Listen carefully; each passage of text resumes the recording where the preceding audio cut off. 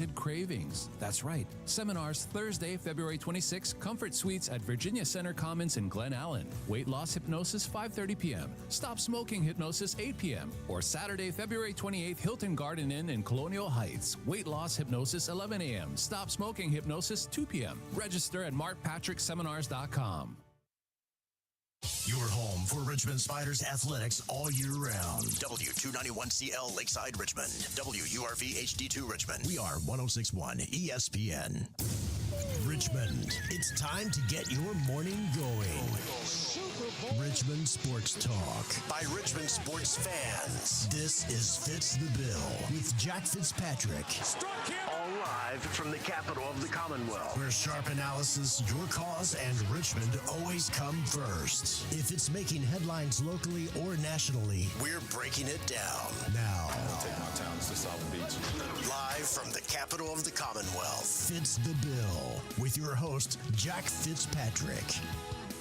Good Wednesday morning, February 4th. Appreciate you clocking in, getting your day started with us right here on Fitz the Bill, 106.1 ESPN Richmond, and streaming live on Twitter, Facebook, and YouTube. If you want to watch the stream live, just type in ESPN Richmond.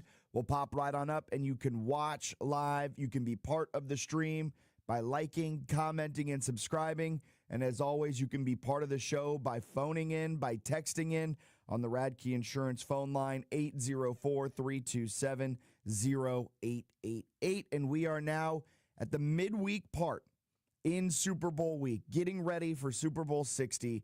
And this game has a ton riding on it in terms of quarterbacks and the future of the position, specifically when it comes to a potential Seahawks win. If the Patriots win, the same old trope will be trotted out, right? You draft a young QB, you win on his rookie contract, you build around him, then you give him an extension and try to win after that. But that's the same trope that we've heard at length for the last decade or so. But if Darnold wins, if the Seahawks win, that formula is flipped on its head. Darnold signed a 3-year, $105 million contract that was effectively a year-to-year deal with built-in outs every year over those 3 for the Seahawks if they wanted to cut bait. Now, of course, I don't think that's going to happen, as in year 1, he's led them to the promised land. A Darnold win would be the 4th Super Bowl win by a starting quarterback not drafted by the winning team since Brad Johnson did it in 2002. The 3 others that have done that, though, are Brady, Breeze, and Stafford.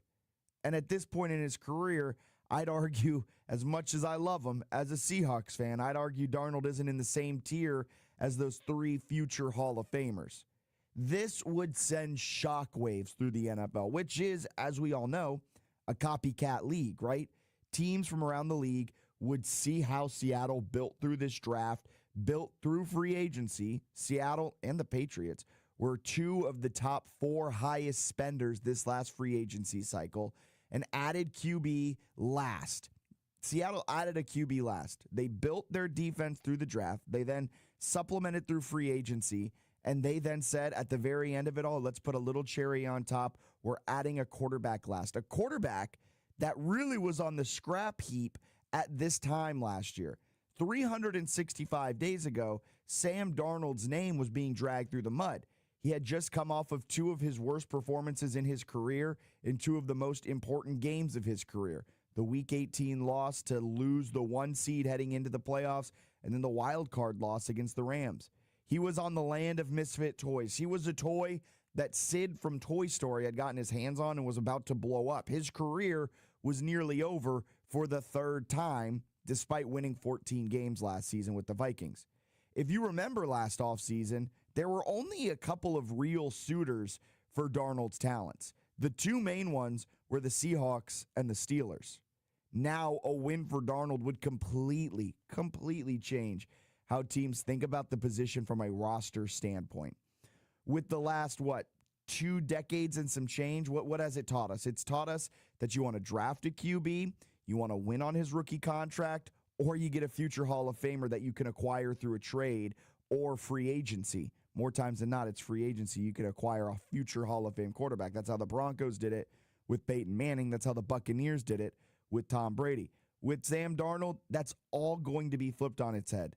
And not only that, not just the changing of the QB market and roster construction, there's another group of people watching intently on this Super Bowl, and their names are Lamar Jackson, Josh Allen, and Baker Mayfield. Because the guys from the class of 2018, a draft class that provided us with 1, a redemption story in Baker, and 3 total MVPs between Lamar and Josh Allen, if Darnold wins, it'll also be a Super Bowl trophy in their case, as well as a potential Super Bowl MVP. And at that point, there is a legit conversation to be had that 2018 is the best year for a quarterback draft class. And then on the flip side, right, you've got the class of 2024, who also will be eagerly awaiting, because in a Drake May win in just year 2, that class could cement their legacy already as the best quarterback draft class of all time. Just look at the accolades they have put together in year 2. May is an MVP finalist, a Super Bowl participant. Jaden Daniels, Bo Nix, conference championship participants. Caleb Williams, early returns indicate that he is going to be the savior of Chicago. There's already a real argument that Caleb Williams is the greatest quarterback in Chicago Bears history. And J.J. McCarthy, well, every draft class has a bust. He's the Josh Rosen of the class, let's be honest. A win for either side would go a long way in separating 2018 and 2024 from each other. And in a Super Bowl that, quote unquote, lacks star power, it is a Super Bowl that truly has an opportunity to change the way teams are constructed, change the way how general managers view the quarterback position, and how teams are going to be built for the next 5 to 10 years. This is the Super Bowl that will launch, quote unquote, the next era, mini era of the NFL. All right, coming up on today's show, we've got some guests popping in throughout. We've got some NBA trade deadline news we have to dive into. And hour number 2, we're going to rank the top 10 players in this year's Super Bowl. Spoiler alert, it is leaning heavily to the Seahawks in terms of the top 10 players in this year's Super Bowl. All right, let's update you with some of the other things that have happened around the wide world of sports.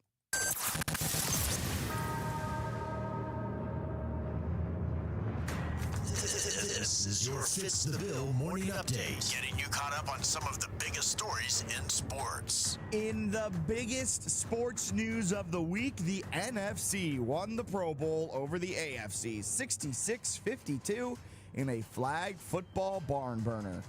Keeping it in the NFL, Matt Ryan, the new president of football for the Falcons, won't commit to Michael Penix Jr. as the team starter. This was Matt Ryan at his press conference yesterday as he was introducing the brand new GM for the Atlanta Falcons.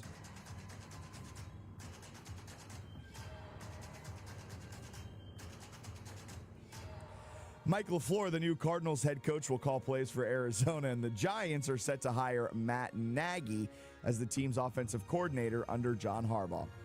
Over in college basketball at the mid-major level, Miami of Ohio won again last night with a last-second defensive stand. The Redhawks are ranked 23rd in the nation and are 23-0 to start the season. They are a mid-major to keep an eye on throughout the postseason. In Atlantic 10 hoops last night, St. Louis got an impressive 91-82 win on the road at Davidson. Brady Dunlap, off the bench, dropped 22 points. He went 6 of 7 from three-point land. VCU got a 63-59 win in the Bronx against Fordham. Lazar Djokovic had 17 points. 11 of those came in the second half. And UVA downed Pitt in ACC play 67-47. In the NBA last night, the trade deadline surely is dominating the headlines, but there were some games in action as the Pistons got a nice little double-double from Cade Cunningham, 29 points, 10 assists in a 124-121 win over the Denver Nuggets. The Jazz picked up their 16th win of the season, 131-122 at Indiana. The Knicks have now won 7 straight. You wouldn't know if you talked to a New York sports fan.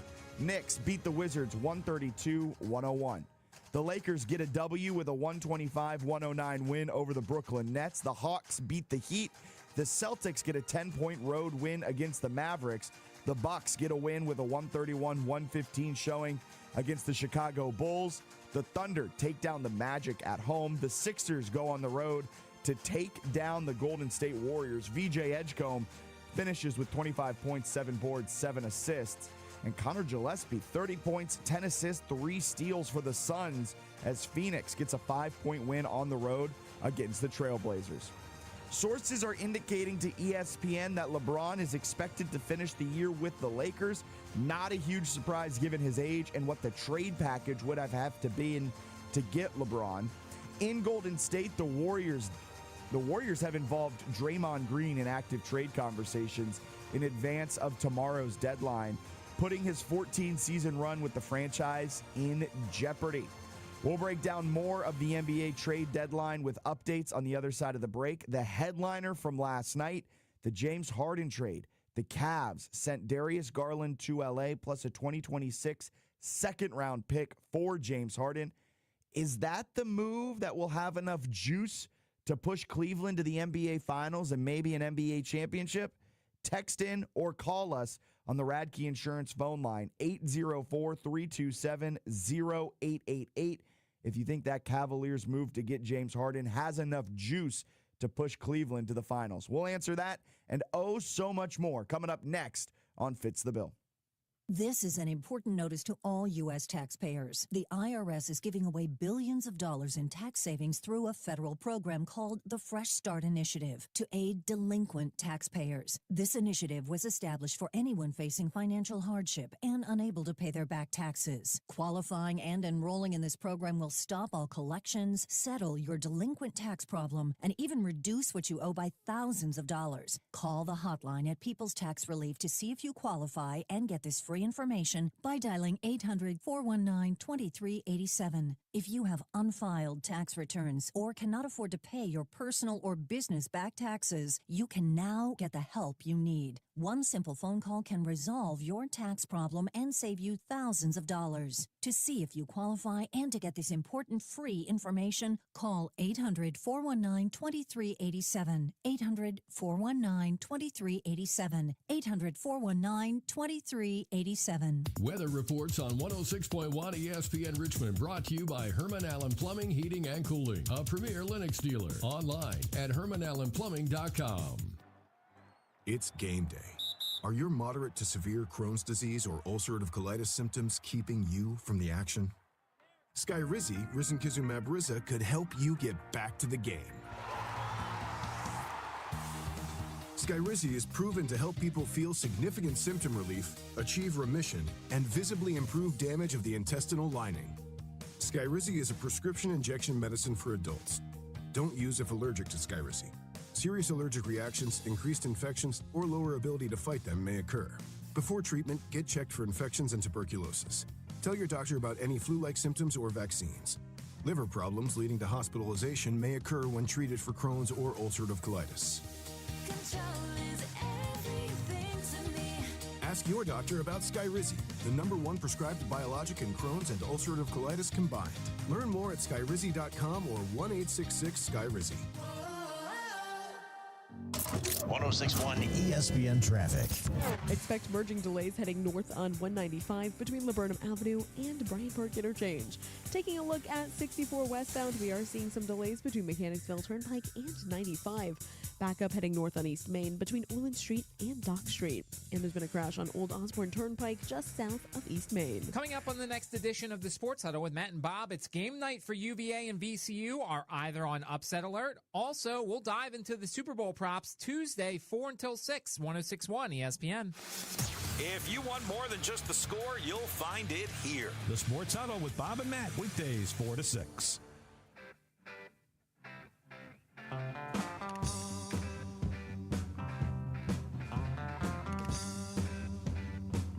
Welcome back in. Fitz the Bill.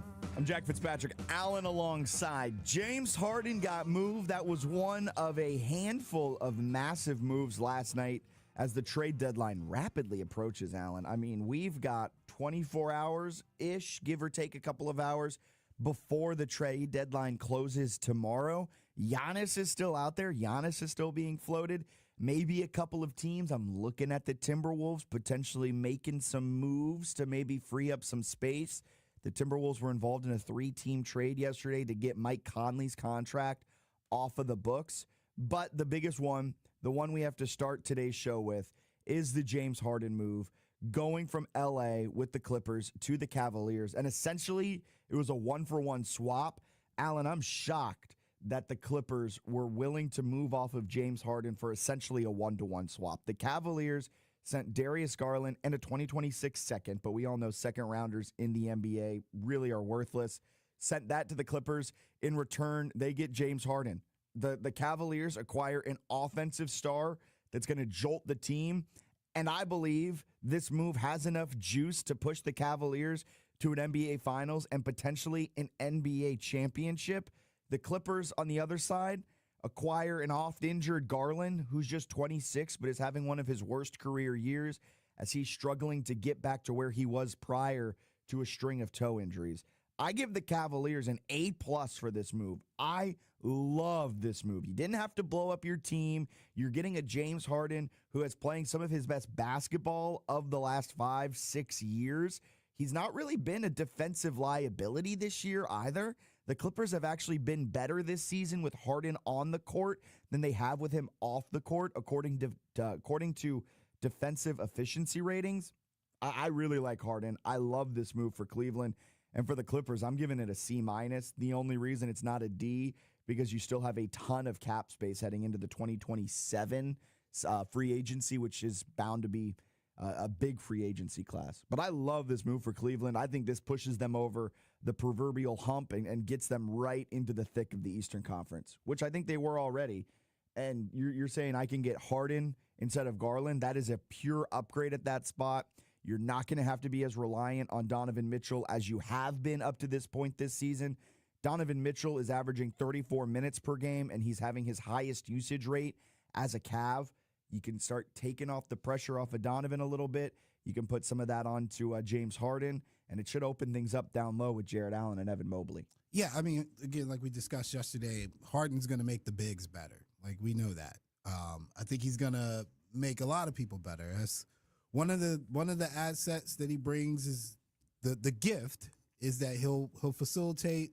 He's not a ball hog. He looks to get teammates involved. The curse is that, you know, what our texter said yesterday. Like, he has this cancerous aura about him. So I would say, like, this is something that signals that the Cavaliers want to win now. Like, they're all in on now. Like, whatever their window is. It's now. Yeah, assuming that based on Harden's contract and his age, they think they got like a 2-year window, and they're going for it. So, you know, to me, it's a necessary aggressive move. Which makes sense because, you know, Donovan Mitchell, he's part of that potentially star-studded free agency class in 2027. So Mitchell's contract is up after next season. And so you see that window. And we haven't mentioned it much at this juncture in the NBA season, but the East is wide open. Yeah. Halliburton's hurt. Tatum's not there. Giannis is either on the move, but also not as healthy as he wants to be. And your best team and the right Bucks now, aren't even in the playoffs right now. Yeah, like if the season ended today, they are 3.5 games out of the playoffs. Yeah, and your best team, or the one that people probably have an eye on to be the most formidable opponent, is a mix of Boston, the 76ers, and the Knicks. And again, Boston without Tatum is very vulnerable. Yeah. 76er and Knicks don't come with a whole lot of confidence. So if you're the Cavaliers, yeah, this is the window to strike. And in fact, if you're anybody in the East within that top 6, this would be your time to make a move to position yourself to win a championship. And that's exactly what Harden does. Harden gives them so much juice. We talked about it on yesterday's show as well. He is playing his best offensive season since 2019, 2020. You have something that just jolts your team forward. This is going to put them in championship discussions. I mean, man, I really think this is a great move from Cleveland. I'm seeing some people kind of poo-poo it and not be all in on it. I think this is, outside of someone maybe acquiring Giannis, and even then, I think this has the potential to be the best and most impactful trade at this deadline. I think the fact that it was essentially a one-for-one swap, you get Darius Garland off of your books, who is having, a career worst season. Outside of his rookie year, he has been downright bad this year. His three-point percentage has dropped 4 percentage points from last season. His usage rate has declined. The Cavaliers have been outscored by 3 points per 100 possessions with Garland on the court. I mean, all the advanced metrics show Garland is regressing this season. And a big part of that is because he's been hampered with foot injuries and with toe injuries. And who knows the Garland injury situation better than Cleveland? Yeah. Cleveland has. And so that tells me a lot that they're willing to move off of this guy. And yeah, you got the window. You have this season and next season most likely with Donovan Mitchell 100%. Then after that, you don't know what's going to happen when he hits the open market. He's likely going to command a lot of money. Does Cleveland want to keep him and go with that? There's also this outside possibility that Cleveland could be in the LeBron James sweepstakes this offseason to try and bring him back for a retirement tour. And you give me Harden, LeBron, and Donovan Mitchell. That's still a very good team in the year of our Lord 2027. And I'll even, you gave me a face on that. I mean, they got to bring LeBron back if it's an option. I get it. But I'm not counting him as a centerpiece or no. I don't think he'd be. I think he'd be like he is on the Lakers, right? He's no longer the centerpiece on the Lakers. That's Luka. He needs to be like how D-Wade was in their last championship run. Exactly. Yeah. We got a texter. I like it. Cleveland got it right. There was also an interesting point too. Yesterday, the texter was like, he's a guy, cancerous. He likes to play with the ball in his hands. I think this actually lines up well for how Mike D'Antoni handled Chris Paul and James Harden in Houston when they made it, a game away from the NBA Finals in 2018, where Chris Paul and James Harden both are ball-dominant guards. He staggered their minutes, so they only played about 25% of the available minutes together. At the other points, the other one was resting, so you're able to have a ball-dominant guard out there. But if James Harden is even able to change his approach just a little bit, the dude's 6'5", and that adds a size advantage to Cleveland's roster, something they didn't have with Garland. When Mitchell and Garland were out there, they had a 6'1" and 6'2" guard in their backcourt.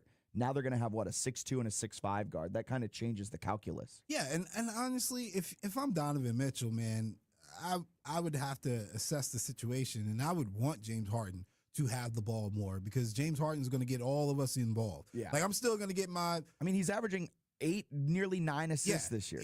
If you're Mitchell, you're still going to get your 20-plus shots a game or whatever you want to do. Like, he's not looking to like, Chris Paul looks to control.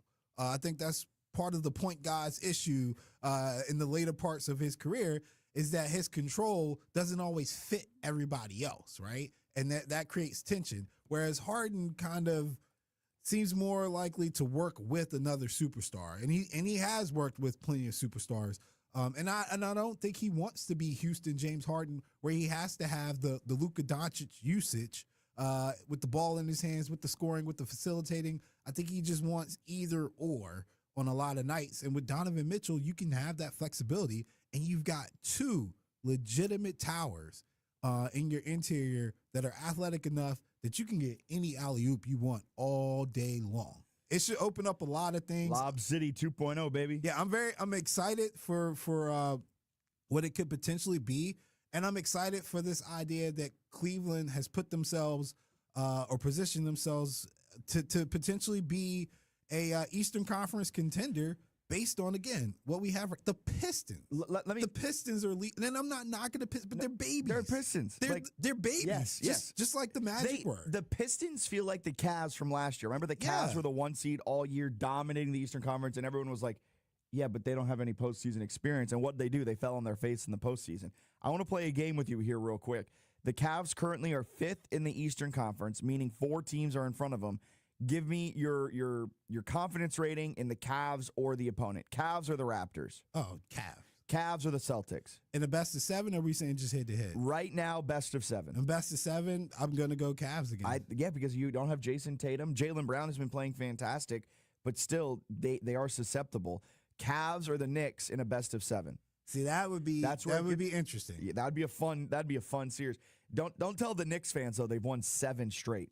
Don't tell them that because they still think they're down in the dumps. What that's going to boil down to is the Knicks players accepting who they are as a team and playing their roles, a.k.a. Cat. If you're not hitting your Cat ain't going to be on that team, man.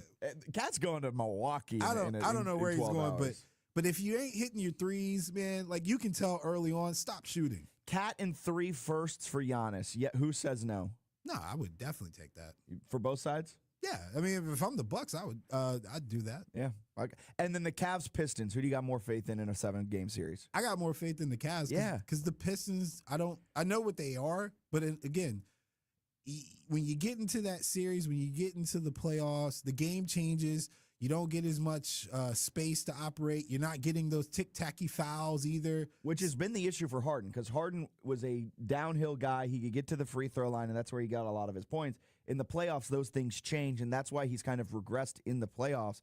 But when he's played for the Nets, when he's played for teams that have guys around him where the whole load doesn't fall on his shoulders, he's been a good playoff performer. And not a knock on Cade Cunningham, because I know he's going to come into his own at some point. And yeah. he's going through the process now. But if I'm in a series and I need a dude, I'm going to put Donovan Mitchell in front of Cade Cunningham in that situation. And that's what it boils down to in the playoffs too. Like for the Pistons, they're going to have situations and times where they've got to have guys score. And they've, to me, still only have one really dependable scorer, and that's Cade Cunningham. Now, I know they got their experience last year. They learned from that a little bit, but I don't see that necessarily changing, even though the record says they're better this year. I don't see it changing in a series against the Cavs as it stands right now. I agree. You brought up the Pistons. They did make a move yesterday where the Pistons sent Jaden Ivey to the Chicago Bulls. Mike Conley goes from Minnesota to the Bulls in a 3-team trade. The Pistons get Kevin Huerter, Dario Saric, and a 2026 first-round protected swap from Minnesota. So top 5, I think it's top 5 protected, and they'll get the better of the 2 picks if it's outside the top 5, which it most likely will be. Chicago gets a guy who's high upside with Jaden Ivey, shows that the Pistons are kind of done with the Jaden Ivey experiment. He never really slotted into the lineup after he got hurt in, 2024-25 on New Year's Day, the beginning of 2025. Never really fully got back healthy. Meanwhile, the Pistons get Huerter, who should be a solid shooting guard off the bench. Yeah, Huerter gives you some production and some experience. Yeah, he's had some postseason play. Why is Saric still going? Well, how is he still in the league? He was part of the trade that sent DeAndre Hunter from the Cavs to, who did the Cavs just get? Keon Ellis and why am I blanking on that trade that they just made? Whatever. Dario Saric was part of it. And Dario Saric is now just a guy that gets thrown into trade packages. I still remember when he came into the league, man, there was so much optimism for him. And but it's crazy to me that he's still like even a piece that somebody wants. Bring back the days when they used to give you like a typewriter. I don't know. Yeah, I think that's essentially what Dario Saric is. Like, I love it when it's like they traded, like, was it Blake Griffin a couple of seasons ago where he was included in a trade, but he was not in the league, but they included his contract? Yeah, and they were like, that. you're taking the expiring contract of Blake Griffin, who's been retired for 4 years. It's like, come on, NBA. It makes so much. It's so funny. But there's a ton of other moves that happen. We'll break it down further in hour number 2. But the Celtics acquired a big man from the Bulls, Nikola Vucevic. Hey, that was actually, you know what? I forgot about that. But they gave up Anthony Simmons, who was a big get for him a couple of seasons ago. They got Derek White. They don't need him. Oh, my, no. We have not gotten into the Derek White discourse this season. I'm not starting today. I apologize, Boston. I forgot my fandom. Derek White will definitely lead you guys to a championship without Tatum. No, that man's too bald. No, Vucevic is it's a good pickup. No, for sure, man. He's a stud. He's like a walking double-double, too. It's just... It's just funny how he's so amazing for 3 quarters and then he just falls off the cliff in the 4th. You also forget he exists because he's been playing in Chicago. Yeah, but he's very good. He was so good with Orlando. And I remember. This is the top 5 scorers this season for the Celtics. I want you to see if you notice anything through a through line through their top 5 scorers. You ready for this? Yeah. Jaylen Brown, Derek White, Peyton Pritchard, Anthony Simmons, Neemias Queta. One big man. Yeah. One big man. So they need a big man. They need someone to step in. Luka Garza and Queta are their 2 biggest minute getters as a big. So a necessary move that will add a ton of front court depth and will really help them out. So a fantastic move.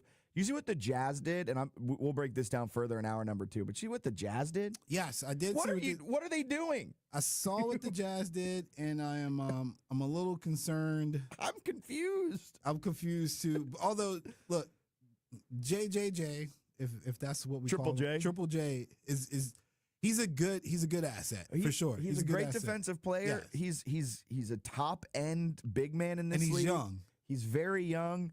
But what timeline are you on, Utah? Yeah, I don't understand the timeline, and I don't understand why you added Clayton.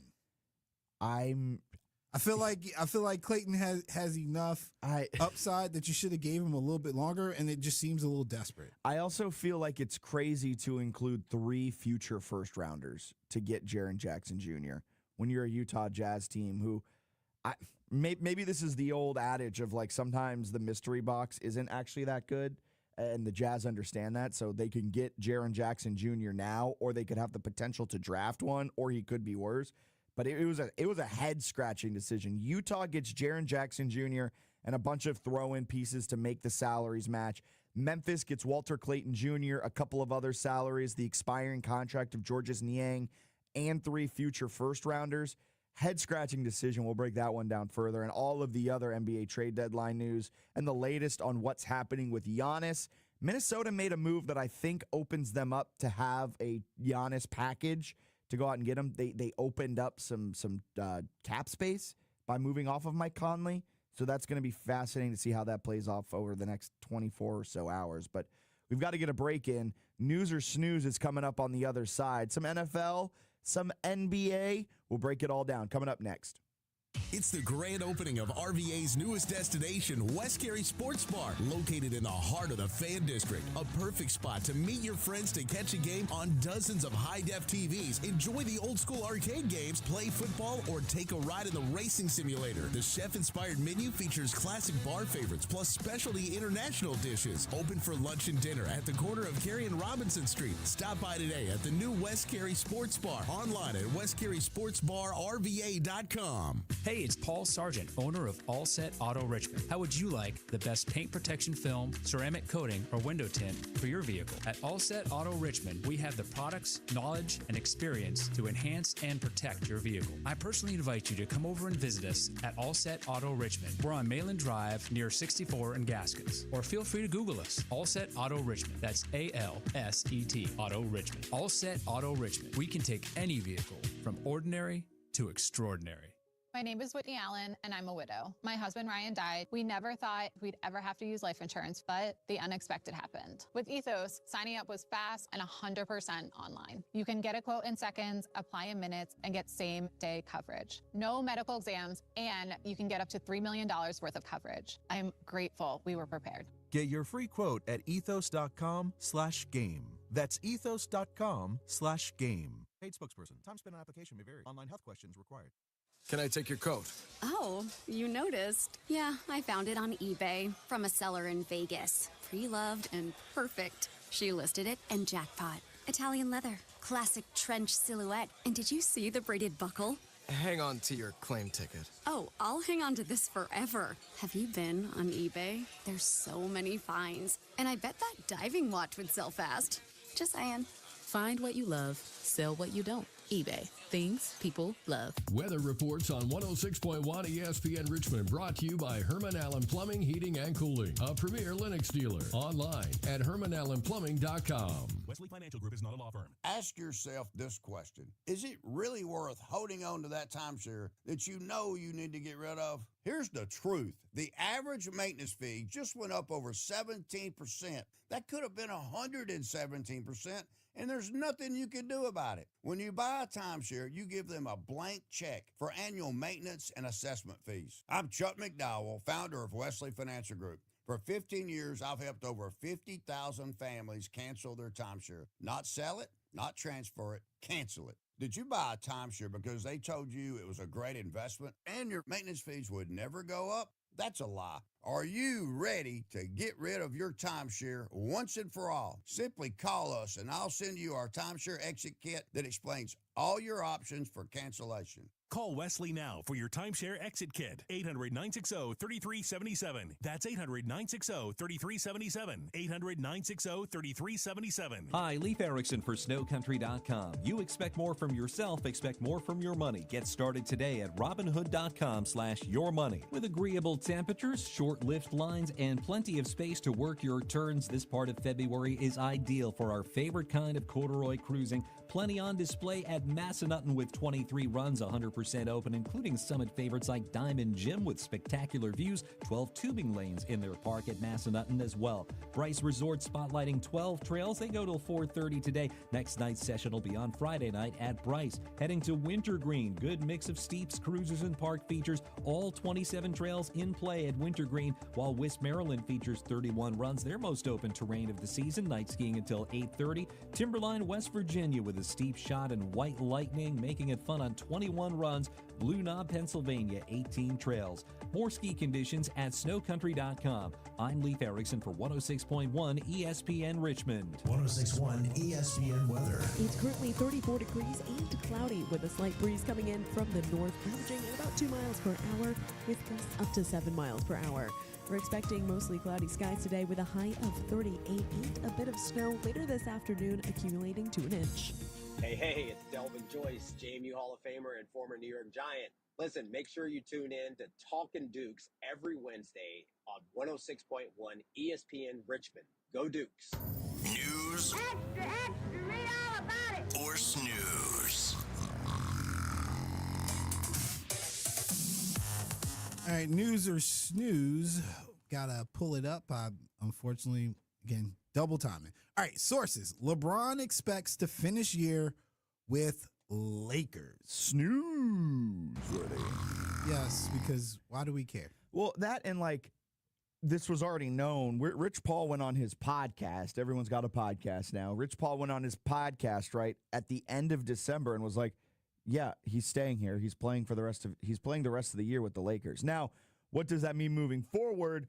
He's probably not going to be on the Lakers next season. And there were reports that there were several teams considered. This is from Dave McMenamin. I got it right that time. Several teams considered to be potential future destinations for LeBron, reportedly involved in talks to acquire LeBron, and he's now expected to finish out the season. So he was being floated in some potential trades, but it's being reported that now he will stick it out with LA for the remainder of this season.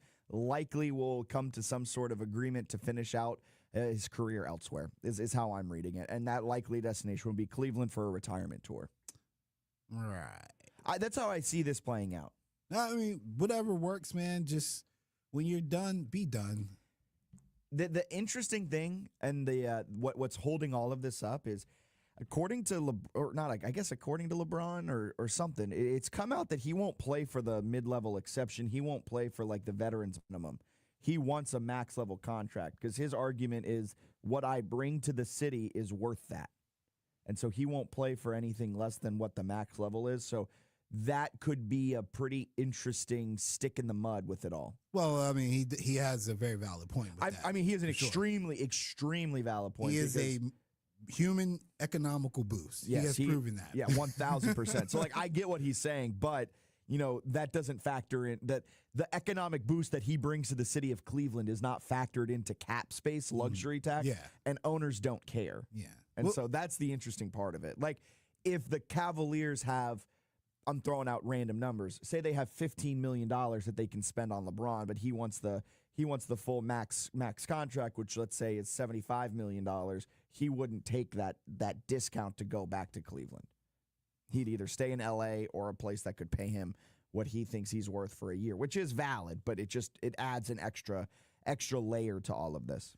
King of drama. NFLPA players have no appetite for 18th game. Newsworthy.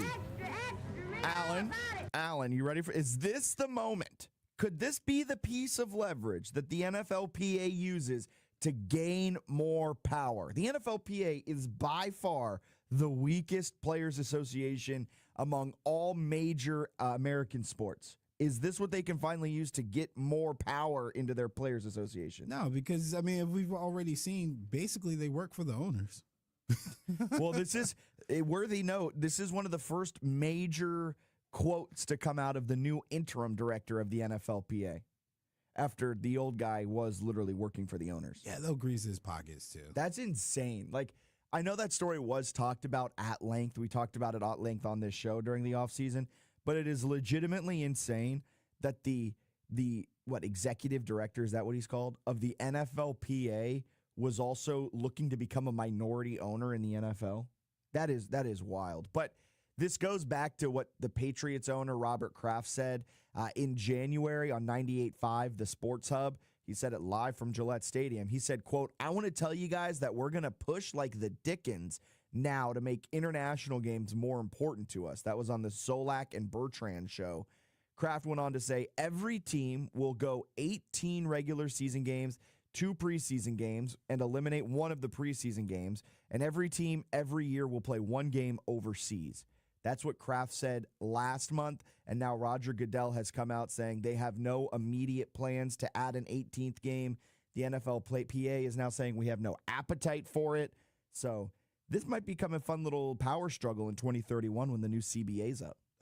Using Dickens should keep you out the Hall of Fame, so I'm okay with that. Secondly, for all the people complaining about Bad Bunny and this and that key point right there, to make international games more important with us. If you're complaining, it's the international part as to why you get the most famous international star also, to do your halftime. I could get on a whole entire. If you're mad about Bad Bunny, don't even watch the Super Bowl. If you're mad about that, get out of here. He is a fantastic entertainer. If you don't understand that the NFL is a business at this point, well, get it's out so of many layers of it. But like man, throw on some Bad Bunny, enjoy it. It's fun. Can you understand every single word? No, but were you singing every single word to Despacito when Justin Bieber sang that? Of course you were. So miss me with all of that fake All I know outrage. is you couldn't ask for a better bump than to get Taylor Swift for a year or two and then roll that into Bad Bunny. Right? Like, I don't know what else the NFL could do to get even more popular or make more money, but it's just so frustrating. People are like, "Oh, this is horrible." But you just, know who I'm talking about. Just be prepared because the game is going to expand. They're going to grow. They're going to be international a lot, which is going to open the door for other genres and other faces to come into these spaces. But he's also not one of the more he's the most famous international singer right now. Yeah. But he's also like a top 2 famous singer in America as well. Like you probably could go Taylor Swift, Bad Bunny, maybe Taylor Swift, Beyonce, Bad Bunny, but he's top 3 in there. No, he's in the mix with them. And so, like, yes, he's an international superstar. He's also an American superstar, and then he is taking the world by storm. He won all those Grammys. I can't wait for the Bad Bunny Super Bowl time. I can't wait for the Bad Bunny halftime show. I'm excited for it. But yeah, I love halftime shows too. I like the idea of the international stuff because it just gives me an opportunity to maybe go see a game at some of these venues. Like, I would love to go to Wembley Stadium. I would love to go to Melbourne, Australia. Yeah, for that something game. like that. Yeah, the Australian game. Although that's like a 24-hour travel day. I mean, it's well worth it because again, to say that you went, but Wembley would be cool. Yeah, Maybe Wembley. we go I said next. Wembley. Wrong sport. Hey, Victor will show up. You could Wembley's so big, you could probably play a game on him. But Wembley. Yes. Hey, maybe we head out there next year. Yeah, for Take sure. ESPN Richmond across the pond. I mean, I've been trying to. We just got to get a couple of sponsors. I'm talking to UVA to try to make it to their game in Brazil. So Rio de Janeiro, baby. Yeah. Just if you go down to Brazil, you can't tweet. They've got an international blackout on Twitter. That's okay. I don't do a whole lot of tweeting. Sources: Giants to hire Nagy as Harbaugh's offensive coordinator. Snooze. That should be newsworthy. Why? Because pitch me. It's self-sabotage. What are you doing, John? It's idiotic, man. So you know how Marie Kondo, she's the woman on Netflix who does like all of the cleaning stuff. Yeah. Where she's like, throw it away. If it does not spark joy in you, you throw it away. If it does not spark joy, you get rid of it. Everything in your life needs to spark joy in you. This strikes negative joy in me. Get rid of it. Immediately. I don't see the vision. So I don't understand the plan. So if you have Jackson Dart stock out there, I have a share or two of Jackson Dart stock. He impressed me his rookie season. No. I did not have any hope that he'd be good. He looks like he's pretty fun. I'm selling it. Get rid of it. Matt Nagy ruined Trubisky and ruined Justin Fields. I got rid of my Dart stock when he got his 15th concussion or his yeah 16th? when he like slowed up on the sideline to take a hit. I was like, all right, I'm done with this guy. Yeah, dude's crazy. And he's like, I don't understand. I like the contact. You are not Cam Newton. So when people talk about like how the NFL is just like a fraternity of friends and it's all nepotism and they're all just kind of cronyism and all of that, this is a perfect example of it. Because Matt Nagy has not done anything as a head coach or an offensive coordinator in the last 8 years to garner being an offensive coordinator for a team. When he was the head coach of Chicago from 2018 to 2021, his Bears ranked across that entire time 27th in the NFL in EPA per play, 22nd in success rate, and they actually got worse each and every year he was the head coach. Then he spent the last 3 years with the Kansas City Chiefs. And guess where his offense is finished with Patrick Mahomes as his quarterback? Just take a wild guess. Oh, I know. They're bottom third. 9th, 16th, and 20th in total yards. They never cracked the top 10 in scoring any of the 3 seasons he was the offensive coordinator. Now, I get it. But, Jack, he wasn't the play caller. That falls on Andy Reid. No, he's still the OC. And he has not had a good offense. Andy Reid wasn't missing him. They like I said, they had more success without Matt Nagy than with Matt Nagy. And I'm pretty sure they got a favor from their friend to interview him, and then they were like, "Oh, wow, we gave away your position. We thought you were gone." 1,000,000%. 1,000,000%. Now, guess what? He's tasked with developing Dart. So, congrats, Matt Nagy. This one was a head scratcher. Dart's going to be running a lot. Yeah, because he's not going to have an offense. Well, by design too, which means he's going to get even more concussions. He destroyed Justin Fields, and we talked about in the open. Like I think this Super Bowl, if the Seahawks win, has a real chance to change the way that we view the quarterback position, and we look at quarterbacks who maybe flamed out early on in their career. We've started to change the way we talk about it. With the resurgence of Geno when he was in Seattle, the resurgence of Baker after a poor time in Carolina and L.A. We're saying it now with Sam Darnold. But Justin Fields, he's another guy that got the short end of the stick to start his career, and a large part of that, it was Matt Nagy putting him behind the 8 ball and not allowing him to play his game, kind of forcing a square peg into a round hole. And maybe Justin Fields is a guy that later on in his career, if he lands with a competent franchise, probably not, because he's really struggled passing the football. But it comes back to like Matt Nagy is the reason you could argue Justin Fields has failed. Yeah, I'm not confident Fields can be fixed, but I will say if it doesn't work out for Penix in Atlanta, I think he could be the next story. Okay. That if he changes scenery and he gets the proper coaching, he can be fixed or he can be salvaged. I think he's the next one I would keep my eye on. That's a good one. Yeah. But I mean, it falls on the shoulders of Matt Nagy. But Nagy is to offense what Eberflus is to defense. They are both awful coaches. And it just so happens that they both coach for the Bears. And should not be anywhere on the sideline in the NFL. I mean that with all my heart. They are awful. They are awful. I love your hatred for him. All right, let's get a quick break in here. We'll step aside. We'll be back with more Fitz the Bill on this midweek edition right here on 106.1 ESPN Richmond.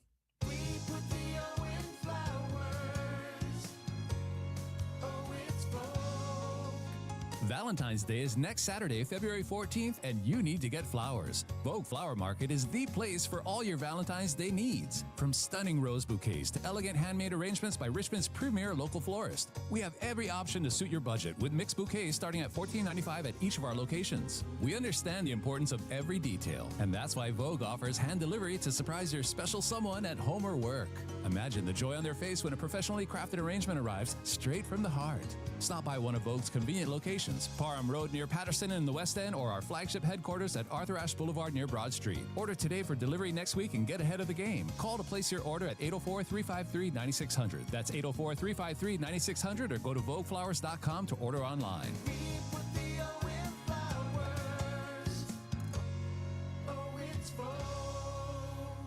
This is the sound of love. This is the sound of love. I love you. This is not the sound of love. since February is the month of love. Let Robinson's Plumbing help you show your happy home some love with an annual maintenance plan. It comes with a free plumbing inspection on any pipe, drain, or fixture that can be seen or touched for free. Not only do you get that free inspection, you receive 15% off all repairs and replacements all year long. And because love should be long-term and not just a one-time thing, you'll enjoy preferred response time for appointments and priority for emergency service. That's a lot of assurance for little money. It's no wonder Robinson's Plumbing Service has been voted the Richmond area's best plumbing service. People love them. You will too. Plumbing problems are never convenient. Show your home love with an annual maintenance plan from Robinson's Plumbing Service. Call 804-794-0918 or schedule your first date now at robinsonsplumbingservice.com. This is a special alert to all Americans who own a vehicle with less than 200,000 miles with an auto warranty about to expire or with no warranty coverage at all. Due to a decline in the economy, CarShield is announcing a low-cost month-to-month vehicle protection plan that is now available to the public to save any driver out-of-pocket expenses on future auto repairs. Call now to find out how you can pay almost nothing for covered auto repairs. Yes, you heard that correctly. Pay almost nothing for covered auto repairs. An open phone line has been established for all drivers to call for a free quick quote.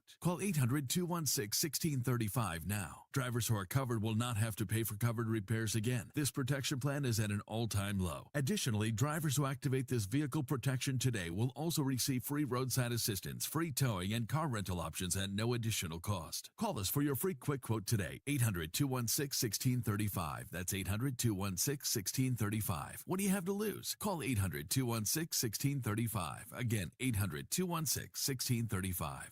From kickoff to the final whistle, let's go! Your Sundays belong to the NFL. The league's best matchups all season long. Only on 106.1 ESPN Richmond, where Richmond talks NFL all season long. Let me tell you. Welcome back in. Fitz the Bill. Right here on this Wednesday morning. Alan, did you see the Morgan Moses, Travion Henderson Super Bowl opening night interview? I saw some clips of Travion, but I didn't see the full thing. So I got to play this. Morgan Moses from Meadowbrook High School, Travion Henderson from Hopewell. Morgan Moses crashed Travion's interview to ask him a couple of questions about their high school days. Although they played at different times, but still. This was Morgan Moses. Virginia. Your high school is Hopewell, right? And you used to play Meadowbrook Monarchs. That's actually, I scored 5 touchdowns my season. But is it true that Morgan Moses never lost to your high school when he was in high school? No answer, Your Honor. If you weren't blocking, you should answer this correctly. If you want blocking, you should answer awesome. this correctly. I like that threat, though. If you want blocking, you should answer this correctly. He's like, I care so much about you answering this question that I will ruin my team's Super Bowl with all due respect to Morgan, I think my recollection of Travion's tenure, especially his last year at Hopewell, there was none. Above. No. So, I mean, it didn't really matter. But also, I love Morgan Moses. He's like, back in my day. Like, literally, he's hitting Travion with a back in my day. I mean, Morgan graduated, Meadowbrook in 2008? Yeah, but that's the beauty of the high school sports in this, in this 100%. area. Everybody's had some reign, right? Like, everybody's had some era. But yeah, that's typically you could track it back to a guy in the NFL, and Meadowbrook's could track there's to Morgan Moses, and then you had Travion. Well, what a great job by Travion to try and avoid the topic where he's like, well, I did score 5 touchdowns against you guys my senior year. But the long pause means you lost. Yeah, 100%. And then the no answer, Your Honor. If no you weren't answer. blocking, you'll answer. Well, you know. But it is, I use that as a way to kind of launch pad into the success of Morgan Moses in New England this year. Has found a new home and has been massive at the right tackle spot for New England this year. Like, he is arguably one of the more important players in this Super Bowl for New England because he has been that kind of, elder statesman in the locker room to help lead Will Campbell and lead an otherwise young New England Patriots offensive line. He's been huge for New England. Well, there's something to be said for McDaniel, even though I'm not the biggest fan of him, but that offense that he runs has helped a lot of tackles. And I specifically talk about tackles. We had a guy, Trent Brown, absolute mammoth of a man, like a 7th round pick, couldn't block to save his life in San Francisco.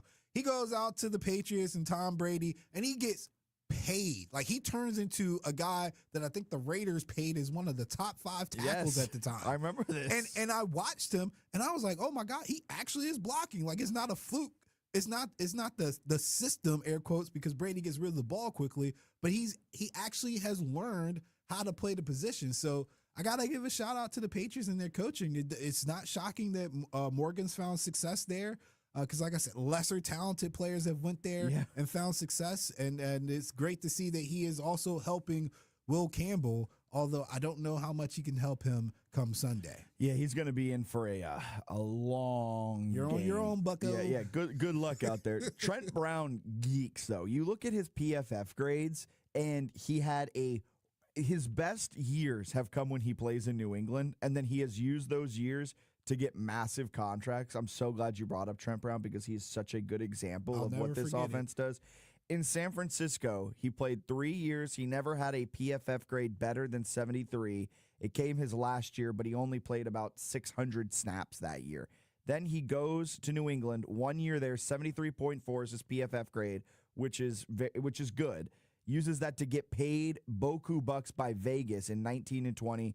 Goes and regresses pretty aggressively, goes to New England, has his 3 best career years, uses that to go into Cincinnati and Houston. He's never found that same success he had in New England. He's 6'8", 380 pounds, man. When I tell you I was so excited when we picked him up, I didn't care if he was a 7th-round pick. I was like, if he could just move his feet, we got something. Shoot, you don't even have to move your feet as long as you put your feet in the right place to start. He was awful. And we've had some bad tackles. He was awful. And then, like I said, he goes and blocks for Tom Brady, and he turns into just, again, one of the top 5 at his position. Yeah. He got paid like it, too, and hasn't done anything since. And McDaniels is kind of the Josh McDaniels, that is, not Mike. Josh McDaniels is kind of the Steve Spagnuolo of offense, where Steve Spagnuolo, failed head coach, found his way to a great team and a great franchise with a great coach, has just been the best defensive coordinator in the NFL when you look at over the last 10 years.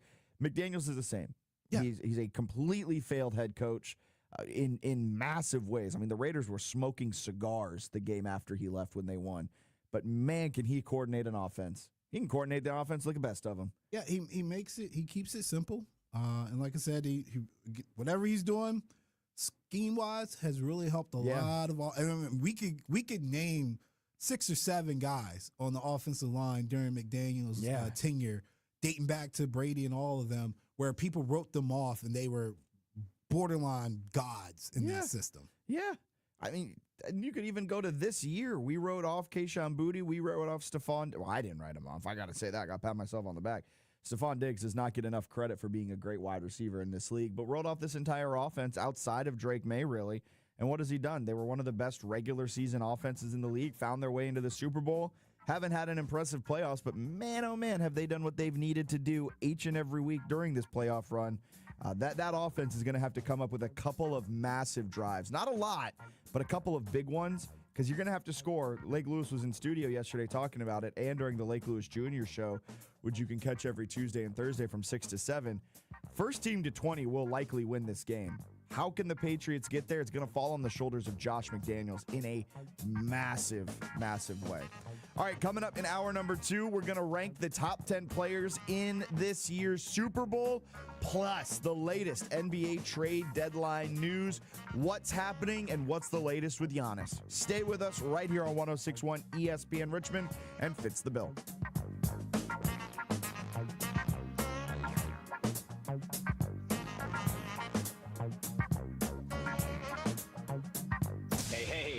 Joyce, Jamie Hall of Famer and former New York Giant. Listen, make sure you tune in to Talkin' Dukes every Wednesday on 106.1 ESPN Richmond. Go Dukes! This is advertising material. Hi, this is John from your insurance company. We received your claim, and we're denying your coverage. They think you'll give up. They're wrong. Alexander Schnarr trial attorneys have made insurance companies pay over $2 billion. It's your turn. They fight while you heal. Over 250,000 clients. Alexander Chenard Trial Attorneys. Call now for a free consultation. 877-222-6666 or alexwins.law. Past results do not guarantee future outcomes. Every case is different. Phil George's licensed attorney in Virginia is responsible for legal work. Office is located at 500 East Main Street, Suite 1600-113, Norfolk, Virginia 23510. A duo that's perfect together. That's Herman Allen Plumbing, Heating and Cooling, and Lennox. Herman Allen is your local Lennox dealer, and they're committed to making your family's home comfort their top priority. With a wide assortment of Lennox products to offer, Herman Allen Plumbing, Heating and Cooling will ensure your home's air is perfect for your family. Call today at 804-746-5853 or visit online at hermanallenplumbing.com to learn more about how you can experience expert service and care. We all hear the radio ads about the IRS. They tell you to be afraid, to be scared, and they try to frighten you into calling. I'm not here to do that. Tax Relief Advocates is different. TRA is here to tell you that if you owe money to the IRS, whether it's $5,000, $50,000, or $500,000, we have a solution. It doesn't matter if you're sitting in your car, at work, or with your kids. No matter where you are, call now. 800-497-0593. Don't lose hope. TRA can eliminate or reduce what you owe to the IRS. Generous programs are now available that can give you a fresh start. Our passion is taxes and helping individuals fix their IRS problems. We have over 1,000 5-star reviews on Google and an A+ with the Better Business Bureau. You don't need to be afraid of the IRS any longer. End your tax nightmare today by visiting us online at TRA.com or call 800-497-0593. That's 800-497-0593. Tax Relief Advocates. Real solutions for real people. Your home for Richmond Spiders athletics all year round. W291CL Lakeside Richmond. WURV HD2 Richmond. We are 1061 ESPN. The second hour of Fitz the Bill is brought to you by Birdie Golf. Tired of paying premium prices for big-name golf balls that overpromise and underdeliver? Step up your game with Birdie Golf. Learn more about a local company at birdiegolf.com. Change out the I's for ones, and you're there. That's B1RD1E golf.com. Birdie Golf.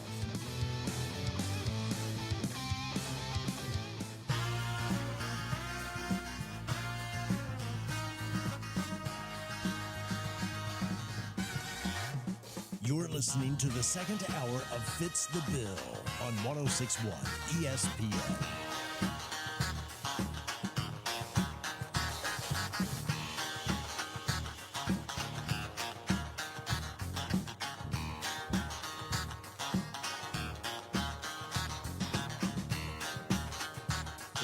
Welcome in hour number 2 of Fitz the Bill right here on 1061 ESPN Richmond, streaming live on ESPN Richmond, Facebook, Twitter, and YouTube.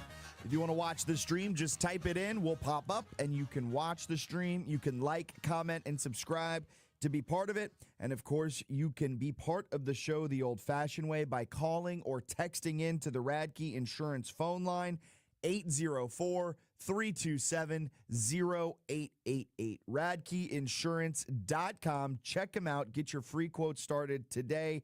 That's RADKE Insurance.com. Coming up in hour number 2, we're going to break down the NBA trade deadlines as the NBA trade market is heating right on up. But before we do that, we still got some Super Bowl stuff to dive into. And I want to rank here, Alan, the top 10 players in this year's Super Bowl. And you can call me a homer here. I tried to take the homer hat off, but we've got 10 guys in it, and most of them are Seattle Seahawks. There's a couple of Patriots in there, of course, and the number 2 player in this Super Bowl is a New England Patriot, but it leans heavy in terms of Seattle Seahawks. Number 10 is Kenneth Walker. The running back for the Seattle Seahawks, I think, is the 10th best player in this year's Super Bowl. I think he's better than Ramondre Stevenson. I think he's better than Travion Henderson as it stands right now. I know that's a dangerous thing to say in Richmond, Virginia, as we just talked about what Travion meant to the area, what he did down at Hopewell. But I think Kenneth Walker right here, right now, is the best running back in this game, and his big play potential is going to be massive for the Seattle Seahawks, and his big play potential makes him the 10th best player in this year's Super Bowl. What he's able to do on the ground really opens things up for the rest of the Seattle Seahawks offense, and his play is going to be vitally important for Seattle on Sunday. Number 9 is Sam Darnold. Sam Darnold a little low. I'm taking everything into account from the regular season plus the postseason. Sam Darnold, his play as of late has been amazing. But you also have to keep account for there was a point in the regular season from weeks about, 9 to 16 where he was kind of bad. He was really living up to the preseason negative expectations. And that makes Sam Darnold's growth this year that much better. He was able to overcome a really poor month and a half, 2 months in the middle of the season to then, in the biggest moments, I say since week 16, second half on, he's been the greatest quarterback in the NFL, and the advanced numbers back that up. That makes that performance even more impressive. He could have let that snowball and spiral, but he was able to bounce back, throw a couple of ill-timed picks in that week 16 game against the Rams, and since then, he's been the best quarterback in the NFL. He's the 9th best player in the Super Bowl coming up. Number 8, it's the left tackle for the Seattle Seahawks. It's Charles Cross. Charles Cross is vitally important to Seattle's entire offensive setup. Of course, he blocks the blind side. Insert every cliche you want about that position. But he was struggling with some hamstring injuries down the stretch of the season, and Seattle's offense was kind of hot and cold with him out of the lineup. The backup is fine, but the backup's dealing with injuries as well. So if Charles Cross can remain healthy and shore up the left side of the line, that is going to open up a ton of holes for Kenneth Walker. Number 7, our first player on the defensive side of the ball, Devin Witherspoon, 7th best player in this Super Bowl. Another Seattle Seahawk. It's 10, 9, 8, 7, all Seattle Seahawks. Witherspoon, Lake Lewis Jr. He was in studio yesterday talking about it, where he said Devin Witherspoon has an argument to be one of the best corners in the NFL. He's kind of that slot guy. He's a Swiss Army knife. He can blitz the quarterback. He can play coverage really well, and his play is going to be massively important. And I think he is the 3rd best defensive back in this game. This football game has a lot of great defensive backs in it. And that brings me, Alan, to the first New England Patriot, Drake May. Drake May is the 6th best player in this year's Super Bowl. Some people have him as high as number 1. Some people have him at 2. I have him at 6 because, like I said with the Sam Darnold stuff, I'm taking the entire season into account. So sure, he had an MVP regular season, MVP caliber regular season, but Drake May's play has been extremely hot and cold in the playoffs. And I understand that Drake May has done what has been needed of him for the Patriots to win all of their games, but that doesn't discount the fact that he's also been playing downright poorly. He had turned the ball over, 6 times, or at least put the ball on the turf 6 times in the first 2 playoff games. If he has a turnover problem in the Super Bowl, Seattle is going to pounce, and Seattle's going to make him pay. It's like sharks with blood in the water. If they know that they can get to Drake May and force turnovers, it's going to be tough for him. If this was just looking at regular season, he would be higher. But the playoffs have taken a huge hit into Drake May's overall, how I view Drake May overall. He can silence a lot of that up with a win on Sunday. The 5th most important, the 5th best player in this year's Super Bowl, Milton Williams. Milton Williams has been amazing this year for the Patriots. And he was hurt for some time this year. And when he was out, the Patriots defense, they felt his absence in a big way. When he's been back, he has you look at the Patriots defense this season, right? They were a little, I don't want to say bad, but just about league average for large portions of this year. Then they got healthy. Milton Williams got healthy. He came back into the lineup. You got, who else? Christian Gonzalez came back into the lineup. He started to get healthy again. And that's when the Patriots defense really started to take on an entirely new look. And Milton Williams is vastly important to it. He's going to be huge for the Patriots in the middle of the line. Number 4, Leonard Williams. Leonard Williams is the 4th most important player. Just like Milton Williams, Leonard Williams, big cat in the middle. His play at the defensive tackle spot next to Byron Murphy II is going to be really important for the Seattle Seahawks. That spine of the defense, I've talked about it before, for Mike McDonald is super, super important. The defensive, like look at Baltimore, right? Baltimore, when Mike McDonald had his success as the Ravens defensive coordinator, it started with Justin Madubuike. It went to Roquan Smith, and Kyle Hamilton was the third-level guy, all playing down the spine of that defense for the Baltimore Ravens. Leonard Williams was key in Mike McDonald being able to build this defense. He built it around Leonard Williams because Leonard Williams is the only holdover up the spine of the Seattle Seahawks defense since McDonald took over. Ernest Jones acquired in a midseason trade last year to shore up the linebacker spot. Nick Eamon-Wari, he was a draft pick this last year. Leonard Williams is the guy that the Seahawks defense is built around. Statistically, he didn't have his best season, but just emotionally and also the, quote-unquote X factors, the things that don't show up in a box score, he's had maybe his best career season. Third best player in this Super Bowl, this might be a little homer coming into it, but Nick Eamon-Wari. Eamon-Wari has been phenomenal this playoff run. He's been phenomenal all season. If you're into betting Super Bowl props and you can bet Super Bowl MVP, I like Nick Eamon-Wari as a dark horse to win it. He's probably got really long odds because the odds of a defender winning the award, slim to none. I think the last defender to win a Super Bowl MVP was Malcolm Smith in Super Bowl 48. And you could argue that he shouldn't have gotten it, an offensive player should have gotten it. But Nick Eamon-Wari, he is so important to what the Seattle Seahawks defense does.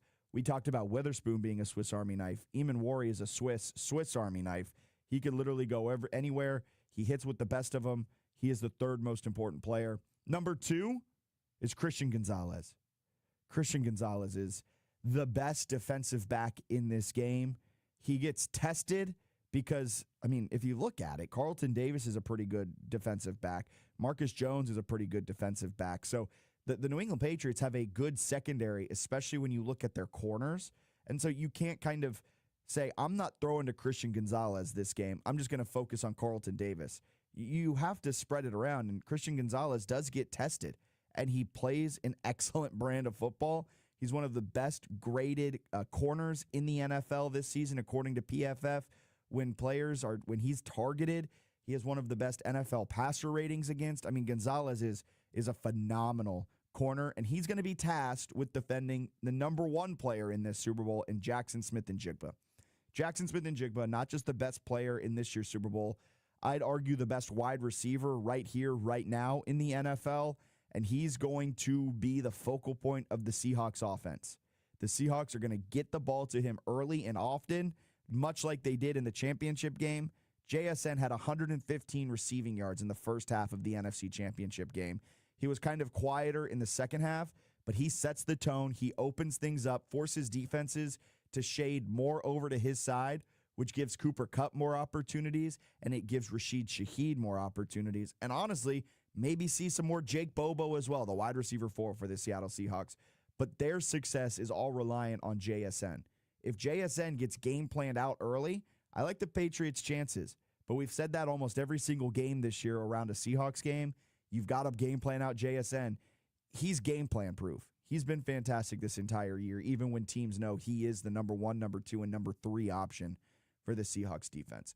So my top 10 players in this year's Super Bowl: number 1, Jackson Smith-Njigba; number 2, Christian Gonzalez; number 3, Nick Eamon-Wari; number 4, Leonard Williams; number 5, Milton Williams; number 6, Drake May; number 7, Devin Witherspoon; number 8, Charles Cross; number 9, Sam Darnold; and number 10, Kenneth Walker. 7 of my 10, Allen, are Seattle Seahawks. Yeah, I don't have a problem with 7 of the 10 being Seattle Seahawks, but if I may, Sam Darnold and Drake May should swap spots. I think Sam Darnold. So, I think Sam Darnold has played very good football. Hey, you're saying this. You're saying that. Yeah, I'm saying this. Yeah, I'm not like we've literally questioned if Drake May's even doing a lot if he's getting carried, right? Like, forget the MVP conversations and stuff. We killed that like 3 weeks ago. As it stands right now, I don't think Drake May's playing better ball than Sam Darnold. I wouldn't argue with you there. So I just think you could swap that. I will take a grievance. As much as I love Kenneth Walker, you got to put Ernest Jones on there, I think, instead of Kenneth Walker. Okay. Ernest needs his credit. Leonard Williams, Nick Eamon-Wari, You covered all three levels for the Seahawks, so that's perfectly fine. And I think Christian Gonzalez and JSN are properly placed. Don't have a problem with Charles Cross. Also think Devin Witherspoon should be in front of Leonard Williams, although I know Leonard's impactful. Devin's anchored this secondary. Man, before Nick got there, no, you're right. Devin was that dude. I know, but what's crazy to me is that you're saying I was not homer enough for this. You're saying that I should put Sam Darnold at 6, Drake May at 9, take out K9, put Ernest Jones in, move Devin Witherspoon up above Leonard Williams, even potentially above Nicky Manwari. I'm just shocked that I put 7 of the 10 best players in this year's Super Bowl Seattle Seahawks, and you're saying that wasn't too homer. It's not too homer. I'm patting myself on the back for this. But you place them in positions where it's like you're trying to overcompensate because you feel bad that the team is talented. Like we know they're talented. Well, here's the funny thing: I was putting together this list, and this was your gut list. You just throw down the names, you put it down. This was my gut list, and I went back and I was like, man, that's a lot of Seattle Seahawks. No. And so I went and I was like, all right, let me look at PFF grades. Let me look at some advanced stats, everything like that. And I was like, man, the Patriots, it is a shock they are here. Because they don't have a lot of A1 the Patriots guys. Are a sum of all parts and good coaching. And they execute, and they have not beat themselves, which is the main reason why they've been able to beat the Chargers defense, the Broncos defense, the Texans defense. If you look at those games, the quarterbacks in those games kind of beat themselves a little bit. Yeah. And Drake May didn't. And that's the name of the game when your possessions are limited. So if Drake May has turnovers, it's probably going to get really ugly for them because they have an explosive player in Travion. But they've not given him the ball. Yeah, they haven't given him the ball. And that's really their only home run hit is Travion. So it could get ugly. But for them, it's in their favor. And I think we knew that. Yeah. And for them, I think it benefits them that the Seattle Seahawks like to make games physical grinds as well.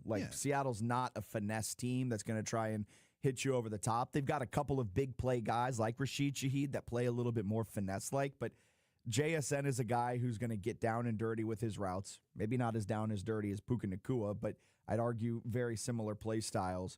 And it lends itself to be a more dirty, grimy, grinded out type of game. And Seattle has the edge, I believe. Who's got the edge? We did it last week, and every single edge went to the Seattle Seahawks other than coaching. And that coaching edge is going to be huge for New England. So if you're the Seahawks, you can have your B game as a coach, but because your talent is so much better, you can still win. Yeah. The Patriots have to have their A+ game from the sideline. Turn the ball over. Yeah. They have to have an A+ game from the sideline as well as an A+ game on the field. Like, don't get it twisted. This being a 5.4 spread is signaling that it's a mismatch to some extent, because that's a pretty big spread for a Super Bowl. We have not seen a spread this big in a Super Bowl since, I believe, Rams-Bengals a couple of years ago, which was 4.5. And by the time this line closes, and we'll talk more about the betting spreads and betting angles and all of that on Friday. Yeah, I'll do some research on it. Well, we got Kevin Walsh joining us as well from Sports Grid. He hosts a fantastic show on Sports Grid every night. But he'll be joining to talk a little bit about some of the betting angles of it all. Man, 4.5, that is a large number. You don't see that number all that often. That is telling you, all right, the Seahawks team's got the edge. The Patriots have the stuff needed to keep it close, but they're going to need to play a darn near perfect game. All right, let's go out to the phone lines, the Radke Insurance phone line on this Wednesday morning. We've got Bruce on line 1. Good morning, Bruce. How we doing? Good morning, Fitz. Good morning, Alan. Hey, man, Fitz, you need to hit yourself on the backside of your hand, man. You and your guest yesterday commented that there was the potential that Travion could really steal this show. Hey, guys, I'm not a betting dude, but I am going to find out from Matt, how can I lay a bet on longest rush yards from scrimmage? And I want to give that to Travion Henderson. I could see him breaking not one, but maybe 2 35-plus yards from scrimmage. So, Bruce, all you got to do get in your car, hit up 95 North to MGM National. Once you cross the bridge, he could bet it on. He could bet it on. But I was if he wants DraftKings or FanDuel. Yeah, if he wants to do it the old-fashioned way, just get on 95 North. Once you cross once you cross the bridge, you can do anything you want. Just take that first right. I'm going to go, man, because I'm going to lay that bet. And I think Travion will likely win in a surprise. He could win this MVP. I think one of those 35-plus rushing yards or breaks from scrimmage will be for a touchdown. So, I will see a 23-17 score favoring the Patriots and Travion becoming a huge difference in that score. I think they're going to need to lean on Travion in this game. I think they are definitely going to need to try and get him involved more than they have here in the postseason. If they're able to do that, I do think there is a dark horse possibility that if the Patriots come out as the winners, Travion could be the MVP. Yeah, guys. Hey, look, I just want to add this. Thanks for that update, Alan, how I'll make that jump today up to national. Hey, guys, tonight, you have some good hoops on ESPN. I know we are huge college b-ball fans in this area, but this Nuggets-Knicks followed by OKC in San Antonio, yeah. The NBA is quiet as kept, and I know you guys are going to say they can't do it, but the NBA is trying to prop themselves to be the lead story on ESPN. So if you look last evening, ESPN first 13 minutes were all NBA. Their 11 p.m. Sports Center, the first 13 minutes was all NBA. Of course, the hard news. Of course, the Brooklyn Nets letting LeBron and Jokic have high school basketball scrimmage against them. All of that was the first 13 minutes of ESPN, and that's what they're trying to do in Secaucus. So they want to be the lead story on ESPN. Yeah, they've gotten. I mean, the trade deadline, it always drives a lot of buzz, and I think unfortunate for the NBA that their trade deadline always falls with the Super Bowl. But it is pretty impressive that it's been able to dominate the headlines early on. And I know on this show we started hour number one with more NBA than we have in the past, just because the Harden deal and the potential Giannis deal. So it's been exciting. And tonight you could see the Knicks, maybe last game of the Cat era in New York, if they end up moving on from Karl Anthony Towns. Maybe he doesn't dress tonight as they prepare a trade to try and get Giannis. It's going to be fascinating to see how that plays out, because I think the Knicks are the front runners to land Giannis. Hey, Fitz, I think you bring a lot of volume to that argument. I would say what you saw Cat do last night just up the road, speaking of National Harbor, just up the road at Capital One Arena, Cat went out there like he was mad and put on a show. I think he had 38 last night. An angry cat. Let's all get worried. Oh, Alan, your hater hat's your hater hat's coming on. Absolutely right, man. Nobody angry cat. Big deal, man. And he's crying about potentially being on the trade block. Of course you're potentially on the trade block. You're still the softest of the soft. Like, what are we talking about? Good riddance. That's what I would say if I was New York. Good Alan, riddance. I would love to hear your comment on the Harden trade. I'm sorry I missed it. I actually liked it. We were talking about it yesterday. I was very optimistic on it, and I'm still optimistic on it. I think he can bring out the best in the bigs that they have there. I think he works well with Donovan Mitchell. I think he's a way better facilitator as a point guard than Garland. And I think it frees up Donovan Mitchell to play more off the ball and let him take advantage of his athleticism more, like he used to do when he was in Utah. Like, he wasn't on the ball as much when he was in Utah. And I think, unfortunately, he's had to be on the ball more because he can't get anything out of Garland consistently. So to me, this improves the Cavs significantly and puts them in the conversation to potentially be the best team in the East. I would agree. And Fitz, it's interesting. Harden is always going to be a great mix for your team until you opt not to pay his player extension. Yeah. Anywhere, Harden is your best player or improves your lineup, your mix, until you tell him like they did in L.A. with Steve Ballmer with $80 billion, told him, hey, I'm not sure we're going to pay your extension. And then he comes out the very next day and tells Kawhi, I'm leaving. Come on, man. Ooh, it's tough, but hey, the Cavaliers can benefit off of it. Bruce, appreciate you calling in. Have a great rest of your day, and good luck placing that Travion Henderson bet. I think that is a pretty good bet. He's rushed for over 30 yards, the bet that Bruce is talking about, 4 times this year. It came in 2 games when he was hitting those home runs in the Tampa game back on November 9th, and he hit the 2 home runs against the Bills back on December 14th. The issue, though, with Travion, he just has not been used all that much in the playoffs, which has been fascinating. He had just 9 carries against the Chargers, just 3 carries against the Broncos. He had 12 carries against the Texans, but only for 25 yards. He's been held under wraps as of recently.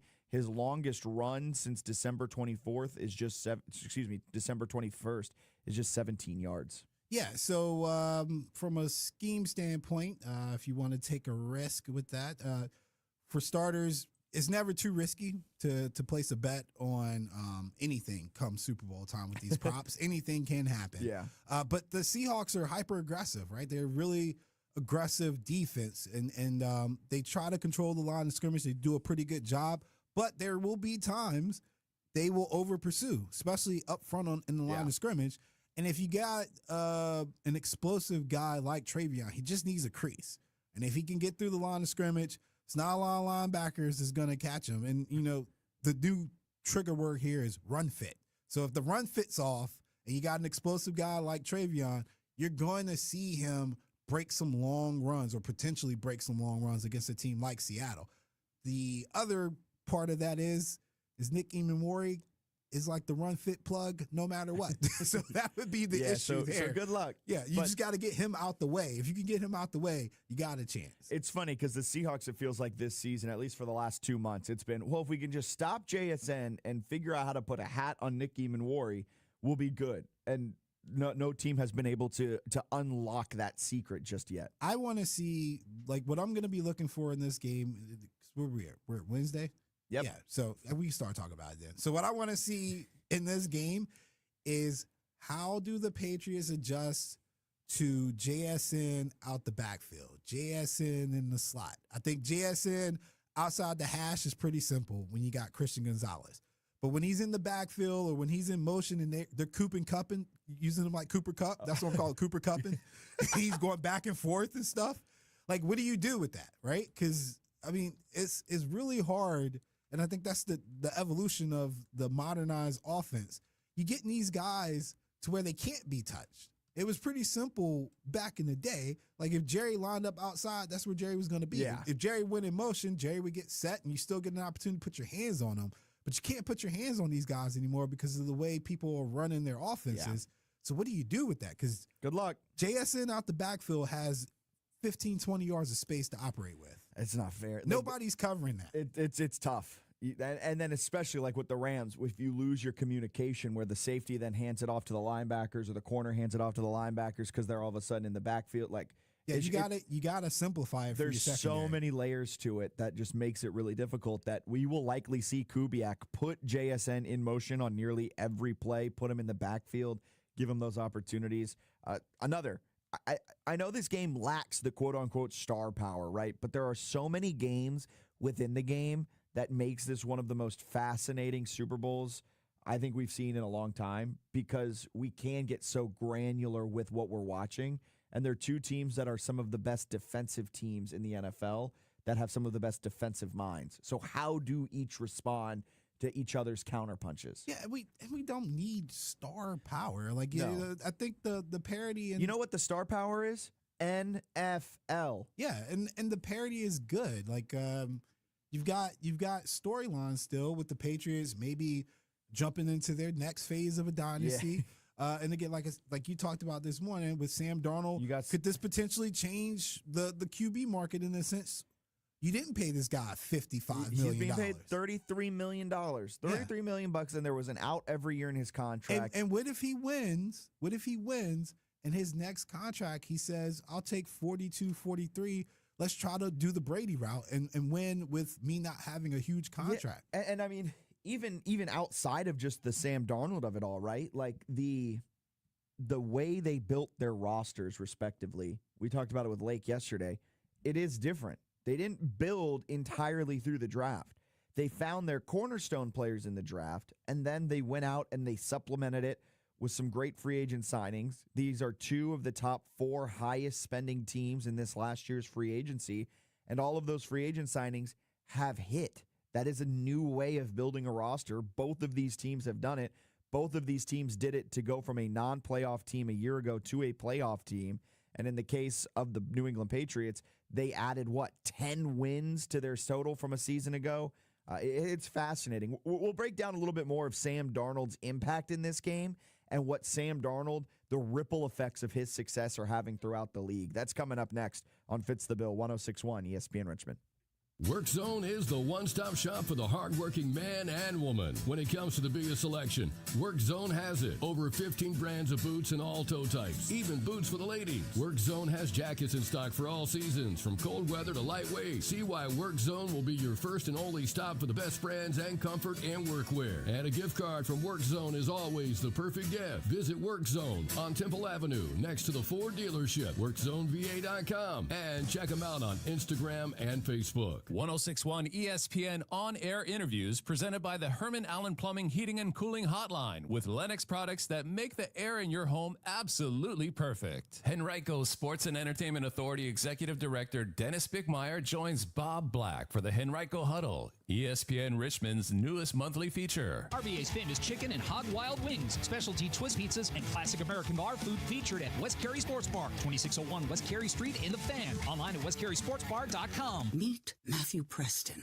Inside his apartment, everything he holds dear is protected by Progressive's renter's insurance, like his laptop and a surprisingly valuable collection of baseball bobbleheads. Outside his apartment, his laptop is still protected, as are his bobbleheads, which he carries around with him for reasons no one knows. Renters, the limits of protection aren't just the 4 walls of your home. When you're in Progressive's Protection Zone, get a quote at Progressive.com. Progressive Casualty Insurance Company, affiliates, and third-party insurers. I know that hiring can be challenging. You need someone to match your role perfectly. Well, now you can meet them fast on ZipRecruiter. Build your team, build it sooner.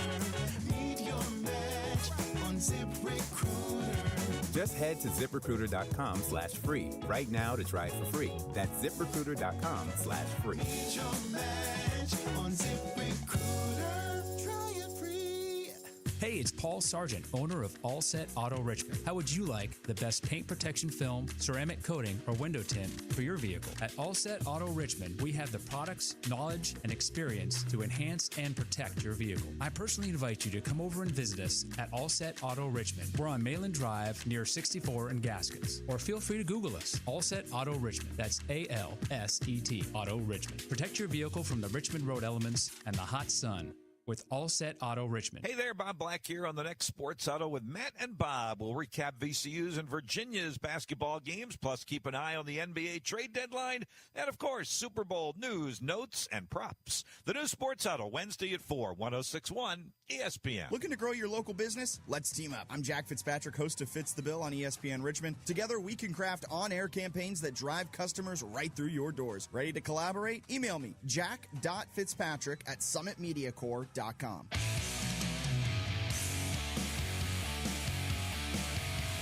Welcome back in. Fitz the Bill on this Wednesday morning. I'm Jack Fitzpatrick, Alan alongside. And Alan, you texted me something about Sam Darnold that when I first read it, I was like, man, you're crazy. There ain't no way. You said, I think Sam Darnold is a reason why so many coaches were fired this offseason and so many of these coaching hires have gone young. And at first I was like, man, there ain't no way. That's crazy talk. Then I thought about it, and I think you were right.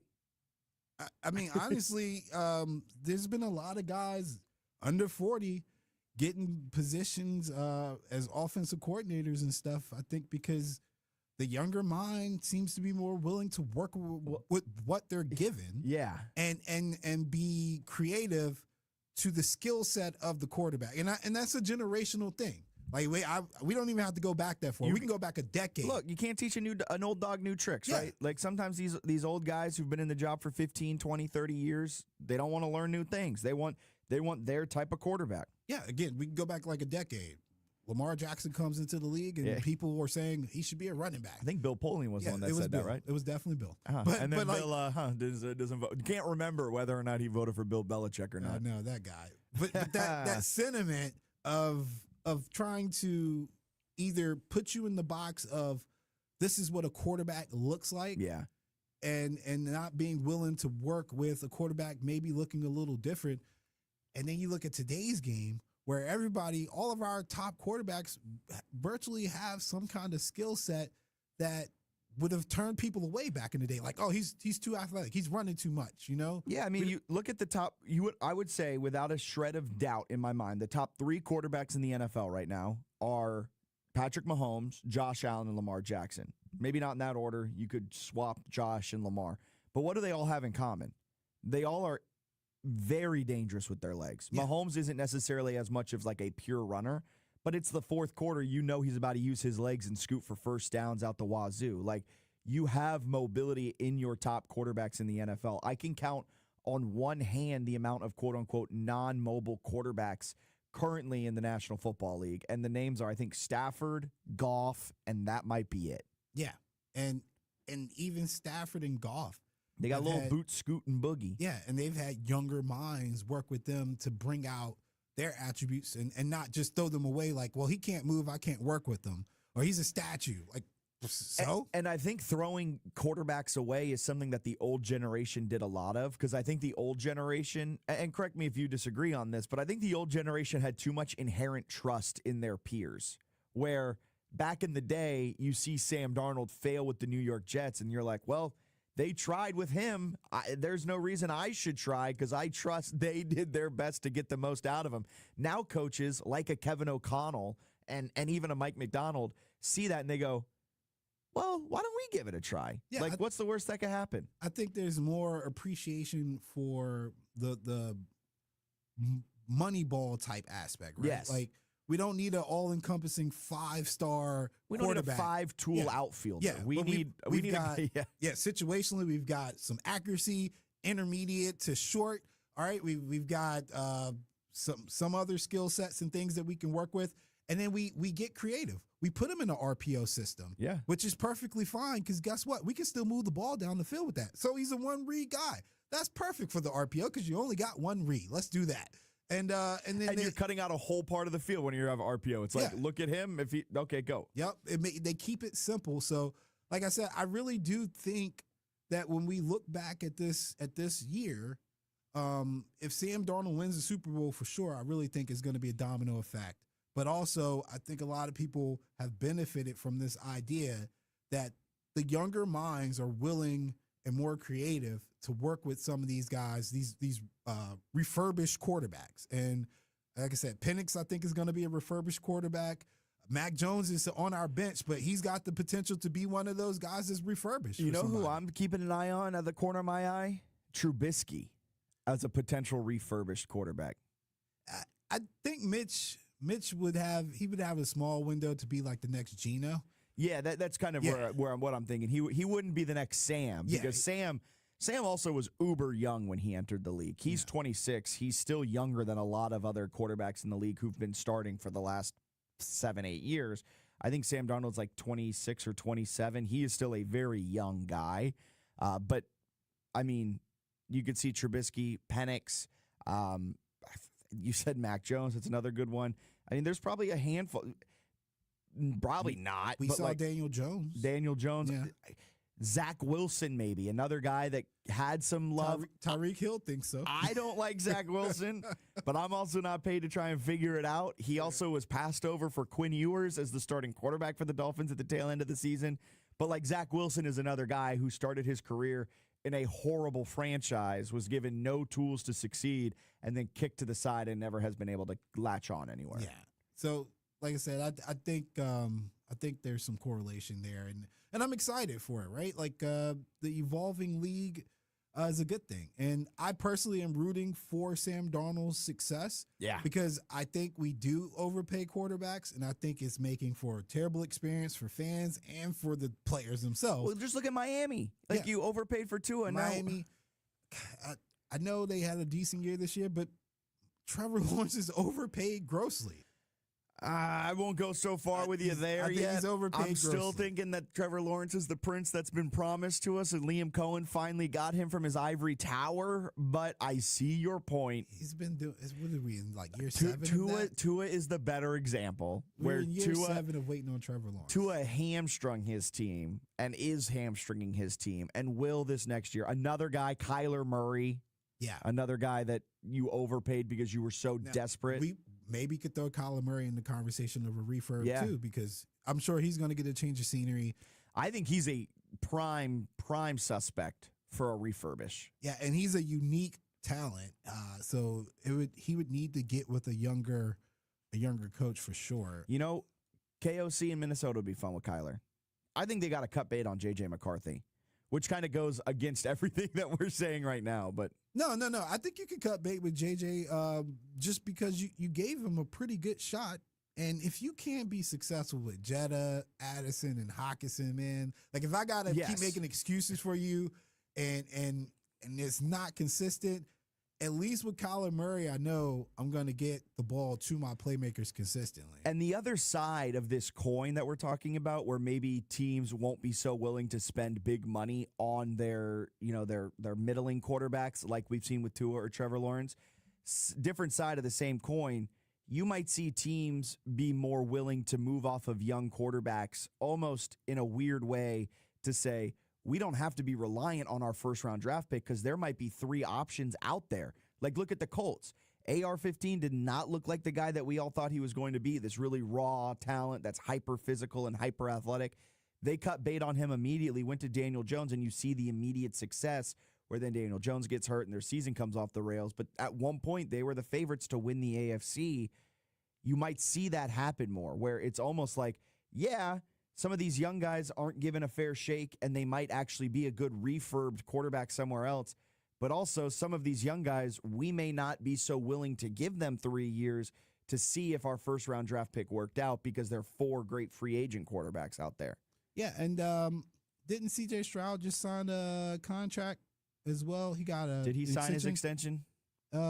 He did cut his hair. You see that? CJ Stroud cut his hair. I saw he cut his hair. Good. I have a take on that, but I got to wait till the season starts. Oh, man. You got to take. You're going to be percolating for the next long time, 7 months. But 4 years, $224 million, $110 million guaranteed at signing. When did he sign this? Is the prediction. I don't think he signed it yet. But this is the offseason he's eligible for it. Yeah. If you look at the numbers in that offer, I think that's also signaling that there's going to be some pullback on some of these contracts. And again, like I said, whether he signs it or not, if you are Jaden Daniels, Caleb Williams, Bo Nix, you are rooting for Drake May, because if I personally think if Sam Darnold wins and if CJ Stroud signs it's the ripple effect extension, because everything's all about what the last contract was. And it's going to be hard for somebody to vouch for a non-Super Bowl winning quarterback getting $60 million is what, a lot of people are projecting for like a Jaden Daniels in a couple years, when we just saw Sam Darnold almost go 2 years going to the Super Bowl. Yeah. He had 2 good years. He's a refurb. He's picked up the most amount of wins over a 2-season span since Tom Brady, with 14 wins in back-to-back years. Like, that's crazy. Yeah, and somebody said maybe Justin Fields. I think Justin Fields is really broken. I really do. He can't execute simple passes, man. I don't think he ever was a good enough NFL quarterback, and then I think he was not put in scenarios to succeed. I think his confidence got broken, and that's the difference that you see in a lot of these refurbished quarterbacks, and this might sound like this is really hard to pinpoint, but confidence is such a big thing. Oh, it is. Like, the confidence of Justin Fields, you can see it was broken, and then it was broken again by the Jets, and it will probably be broken again by the Jets again next year. You could even point to Zach Wilson. Feels like his confidence kind of got broken with the New York Jets. Geno Smith, his confidence was never broken. He wins that first game as the Seattle Seahawks. Geno's a little too cocky. He wins that first game with the Seattle Seahawks against Russell Wilson and the Denver Broncos that year, and he goes, I ain't right back. They wrote me off, but I ain't right back. That's his first comment as the starting quarterback. Sam Darnold, he deals with failure really well. He's able to battle through it really well. So I think that's the other key of it all. That's kind of the X factor in Baker Mayfield and identifying a quarterback that can bounce back and be a refurb. Is his confidence broken? In the case of Justin Fields, I'd argue it is. All right, let's get a quick break in here. We'll step aside. NBA trade market, it's heating up. We'll break that down and where Giannis may land as the Giannis sweepstakes rolls on. Keep it locked right here on Fitz the Bill. This is advertising material. Injured in an Uber or Lyft? Here's the problem. Was it the driver's fault? The other car? The app company? Good luck figuring that out while you're trying to heal.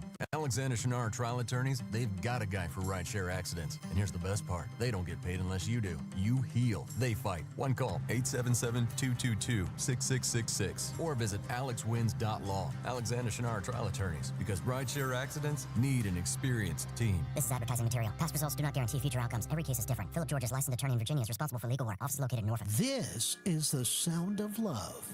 This is the sound of love. I love you. This is not the sound of love. Since February is the month of love, let Robinson's Plumbing help you show your happy home some love with an annual maintenance plan. It comes with a free plumbing inspection on any pipe, drain, or fixture that can be seen or touched for free. Not only do you get that free inspection, you receive 15% off all repairs and replacements all year long. And because love should be long-term and not just a one-time thing, you'll enjoy preferred response time for appointments and priority for emergency service. That's a lot of assurance for little money. It's no wonder Robinson's Plumbing Service has been voted the Richmond area's best plumbing service. People love them. You will too. Plumbing problems are never convenient. Show your home love with an annual maintenance plan from Robinson's Plumbing Service. Call 804-794-0918 or schedule your first date now at robinsonsplumbingservice.com. This year's tax changes. Better not get caught snoozing. Miss one deduction,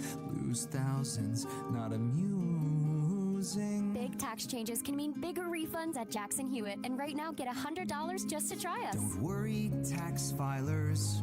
If money is tight, get $100 from Jackson Hewitt, so you'll sleep better at night. Limited time offer for new clients. Participating locations only. Details at jacksonhewitt.com. You still thinking job change in the new year? Yeah, I need something that's in high demand and more stable in this economy. IT? Yeah, cybersecurity, maybe even AI. That's what I did. Really? How? Went to My Computer Career. You don't need any prior experience, and you could start your new career in a matter of months. A lot of IT pros go to school there, too, to level up. Sweet. Are classes online or on campus? Both. Wow, I'll check it out. Thanks. Make this your year. Take the free career evaluation now at mycomputercareer.edu, an Elite CompTIA certification partner. Financial aid is available to those who qualify, including VA benefits. Whether it's the football field, the basketball court, or the diamond, and everything in between, we'll be talking JMU athletics on Talkin' Dukes Wednesdays, 6 o'clock here on 106.1 ESPN.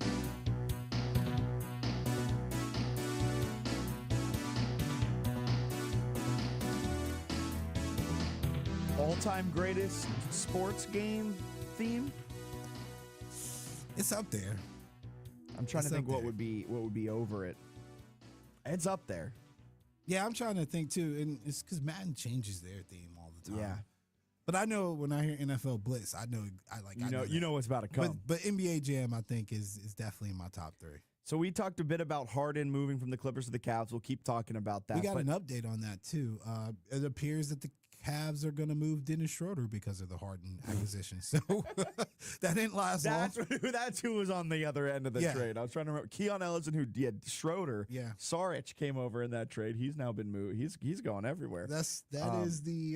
So where's Schroeder going? Have they announced that, or are they just saying they're shopping him? They haven't, but the little thing that was posted on Twitter had him in a Magic's jersey. I doubt that. Do you remember Dennis Schroeder after the Lakers won the Mickey Mouse Trophy and he was offered like a 3-year, $80 million deal with them? He turned it down. He ended up getting like a $10 million deal. Yeah, I mean that is why him and Luka have an internal beef, because Luka keeps bringing it up when he talks to him, and it's definitely one of the all-time dumbest moves for any professional athlete. I mean, I really think that is a top 5 worst agent move. That is a firing your agent type of move.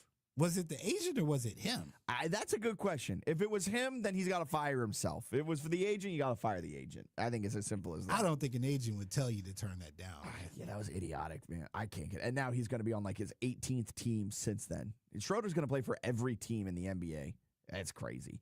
The trade I really want to dive into here to start us off as the NBA trade market heats up. The Jazz did what? Have you been able to make sense of this move? The Utah Jazz, who have been in rebuild mode ever since they got rid of Rudy Gobert and Donovan Mitchell a couple of seasons ago, they have seemingly been in full-on rebuild. Ace Bailey came in the draft. He was going to be kind of one of their cornerstone pieces that they build around. But I did not expect Utah to go out and make a splash trade, putting up 3 future first-round picks and Walter Clayton Jr. to get back Jaren Jackson Jr., who is a very, very good forward, very, very good big man in this league. He plays about the 4. He was the Defensive Player of the Year a couple of years ago. He's got one of the best block rates in the NBA. But this just doesn't feel to fit into Utah's timeline. And this, to me, for the Jazz, is one of the worst trades so far of the trade deadline. So it's... I do not see their plan. I do not get the vision. I think I want to say that this is step 1 in a 2-step process. Maybe. I just don't know who they're going to add to help Bailey, Jaren, and what I'm assuming is Laurie. Yeah, I'm assuming they're keeping Laurie. Utah is saying they think Laurie's their best player and they want to build around Laurie. So Ace is a nice piece to have around Lauri Markkanen. Yeah, which is crazy to me. Yeah, and the trade for Jaren Jackson Jr. puts him at the 4. When Walker Kessler comes back next year, he's missing this year with an injury. When Walker Kessler comes back, he also has one of the best block rates in the NBA. He'll play the 5, so it'll push Lauri Markkanen to the 3, a position he hasn't really played all that much since joining Utah. Ace Bailey will be the 2, but they have a big old question mark at the 1, and you're not signing anyone to Utah in free agency. A big-name player is not going there. So are you drafting a 1? They trying to turn Laurie into KD? Like 7'1". Well, KD, what does he say? He's 6'10", 6'11"? Yeah, he's listed as like 6'10". He says he's not 7 foot. But anyway, that'd be a crazy lineup to have that kind of length at the 3. Someone was writing about it, and they go, if that's what they do, they would be by far the tallest lineup in the NBA. Yeah, for sure, because Ace Bailey's 6'9", playing the 2. But they would lack any type of ball movement, and they would need a 1, like a Chris Paul-esque 1 that could just move and facilitate really well, but they don't have that on their roster right now. And that's why I said maybe it's a 2-step plan. Yeah, maybe. I just feels aggressive. Feels very aggressive. To me, that's my lowest graded draft or lowest graded trade of the trade deadline. My best graded trade is the Harden trade, getting Harden from the Clippers to the Cavs. I think that is an A+ move by the Cleveland Cavaliers. I love it. I think it puts them right into the thick of the NBA Finals hunt. I think they are the best team in the Eastern Conference now, and they may not have that seed-wise, but they'll definitely be that, and they'll be competing in the NBA Eastern Conference Finals. I love that trade for Cleveland. A sneaky great trade, though, is the Celtics bolstering their roster with Vucevic, and to me, it shows the great front office strategy of the Boston Celtics. Because this offseason, they got rid of a ton of cap space. They got rid of a ton of players. They got a lot of cap space in return for it. They traded off of Kristaps Porzingis. They didn't re-sign Al Horford. They kind of blew up the roster, and they said, all right, Jaylen Brown, have fun this season. It's kind of a lost year. Well, they've gone out, and they're the 3rd or 4th team in the Eastern Conference, and now they're like, oh, well, we have a chance to maybe win an NBA Finals without Jason Tatum. Maybe we get Jason Tatum back at the tail end of the season. Let's go bolster our interior defense and our interior scoring by getting Nikola Vucevic. That's my second favorite move of this trade deadline. Yeah, anything to help my guy Derek White. Oh, my goodness. But now Vucevic he's a good asset, man. Like I said, he's almost a walking double-double on any given night. And he's got good touch around the rim. And he's got a lot of experience at this point. Even at his age of 35, I think he can give you some really good minutes. And be interesting to see what kind of rotation they use him in. And I think it helps them mainly when they match up against some of these other teams like the Cavs, gives them a little bit more size that they probably would be lacking. And then another interesting trade was Bulls-Pistons do some guard swapping in a 3-team trade that involved Minnesota. The Timberwolves were able to move off of Conley, get his contract off of the books. It opens up some cap space, potentially for a Giannis trade. As that sweepstakes rolls on, Minnesota, one of the 4 finalists or one of the 4 more serious suitors for Giannis, as Shams Charania of ESPN is reporting. So moving Conley over to the Bulls, it opens up the cap space. Minnesota also sent over some protected pick swaps to the Pistons in another kind of salary dump as well. Bulls get Jaden Ivey as well. Pistons get Kevin Huerter as their kind of good guy to come off the bench and be a scorer. Although Huerter's having a bit of a down year, I think Pistons are hoping a change of scenery will help resurrect him in 2026, 27, or 25, 26, really for the next couple of seasons, and try to push the Pistons over the hump. So we got a texter in talking about Keontae George from Baylor, who's playing for Utah. He is playing great ball. He's averaging 24 games. Like, he's definitely a stud. But that also, again, kind of plays into the concern that we have a scoring first guard in the backcourt. I think Ace Bailey is kind of a score first guy too. You're going to need a facilitator to make sure that all this works, if you're talking about this Utah Jazz makeup. And so I still think the strategy is 2 parts, in that obviously I would hope they wouldn't move away from George or Bailey, but they find somebody that comes in and can be that, like, guard off the bench that kind of gets them, like a Drew Holiday, kind of stabilize them a little bit in the backcourt. Yeah, that's going to be fascinating. Like, they don't have to be a starter. They just need to be in the rotation. Yeah, and Keontae George is part of their future plans, as what at least Utah has said publicly. Let's get a quick break in. Step aside. We'll be back to wrap up this Wednesday edition.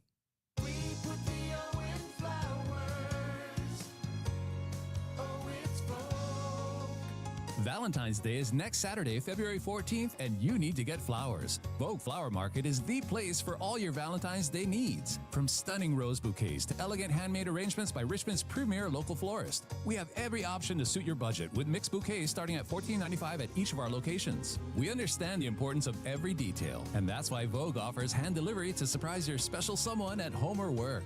Imagine the joy on their face when a professionally crafted arrangement arrives straight from the heart. Stop by one of Vogue's convenient locations, Parham Road near Patterson in the West End, or our flagship headquarters at Arthur Ashe Boulevard near Broad Street. Order today for delivery next week and get ahead of the game. Call to place your order at 804-353-9600. That's 804-353-9600, or go to VogueFlowers.com to order online.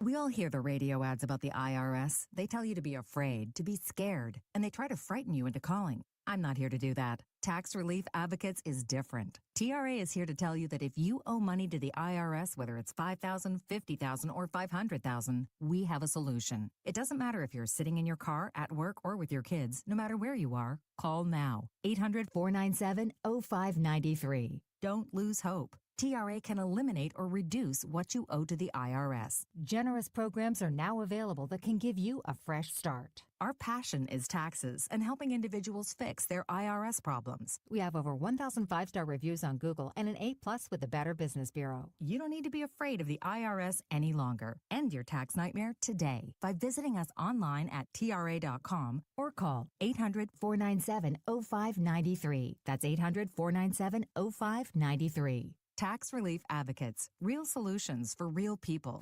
We don't wait to react. We lead the conversation. And what it means next. The Sports Huddle with Bob and Matt. Weekdays 4 to 6.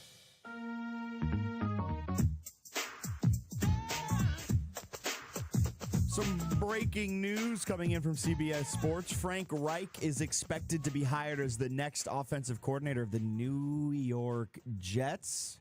You know how I was talking about how Matt Nagy strikes negative joy in me? Frank Reich going to the Jets may strike even more negative joy in me. What are we doing, New York? How many more chances is he going to get? It feels like Aaron Glenn is grasping at straws right now, and I want to see Aaron Glenn succeed. I think he was a fun defensive coordinator in Detroit, although he was not that good, though. That's exactly where I was going with that, although I don't get why he was loved so much by the Lions and why he's regarded as a great defensive coordinator. His defense has never really ranked better than league average. I get he was doing a lot more with a lot less because that defense did not have a ton of talent up until his last year. Then they were ravaged by injuries. But now in New York, he has seemingly lost the ship. He has seemingly lost the captaincy of the team. He's making big-time sweeping changes multiple weeks after the season ends. Tanner Angstrom, the old offensive coordinator, was fired like 2-3 weeks after the season finished for New York. He moved off of his defensive coordinator in the middle of the season. Steve Wilks was set to hire Wink Martindale, and then when they came to dot the I's and cross the T's, Aaron Glenn threw an audible and said, "I'm doing the play calling, though." Martindale did not agree. He left. Then they hired some guy from Miami who has a connection to Aaron Glenn that's going to let Aaron Glenn call the defensive plays. And now they're bringing over Frank Reich. It just feels like they're really grasping at straws. I do not understand what the New York Jets are doing at this point in the offseason. Maybe it works out for them, but they still don't have a quarterback. Garrett Wilson likely is going to be ousted at some point this season at the trade deadline. Breece Hall, I believe, is a free agent, if not going into the last year of his contract. A lot of question marks surrounding New York, and I thought Aaron Glenn would be the savior. Does not look like it's turning that way. Yeah, I don't know. I don't know if anybody can succeed with Woody and those guys making the decisions, except for Rex Ryan and Mark Sanchez.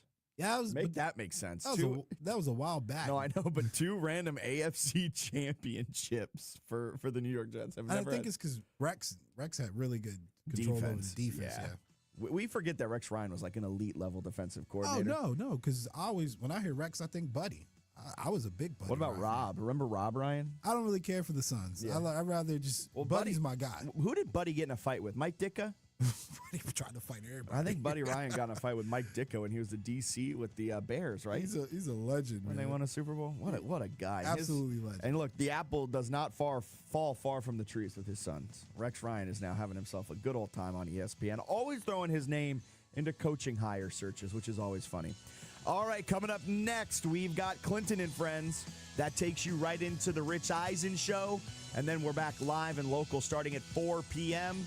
with the new Sports Huddle with Matt and Bob. They've got special guest Evan Cohen joining them today as well. You don't want to miss it.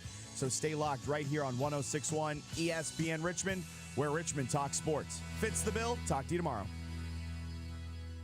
Your home for Richmond Spiders athletics all year round. W291CL Lakeside Richmond. WURV HD2 Richmond. We are 106.1 ESPN.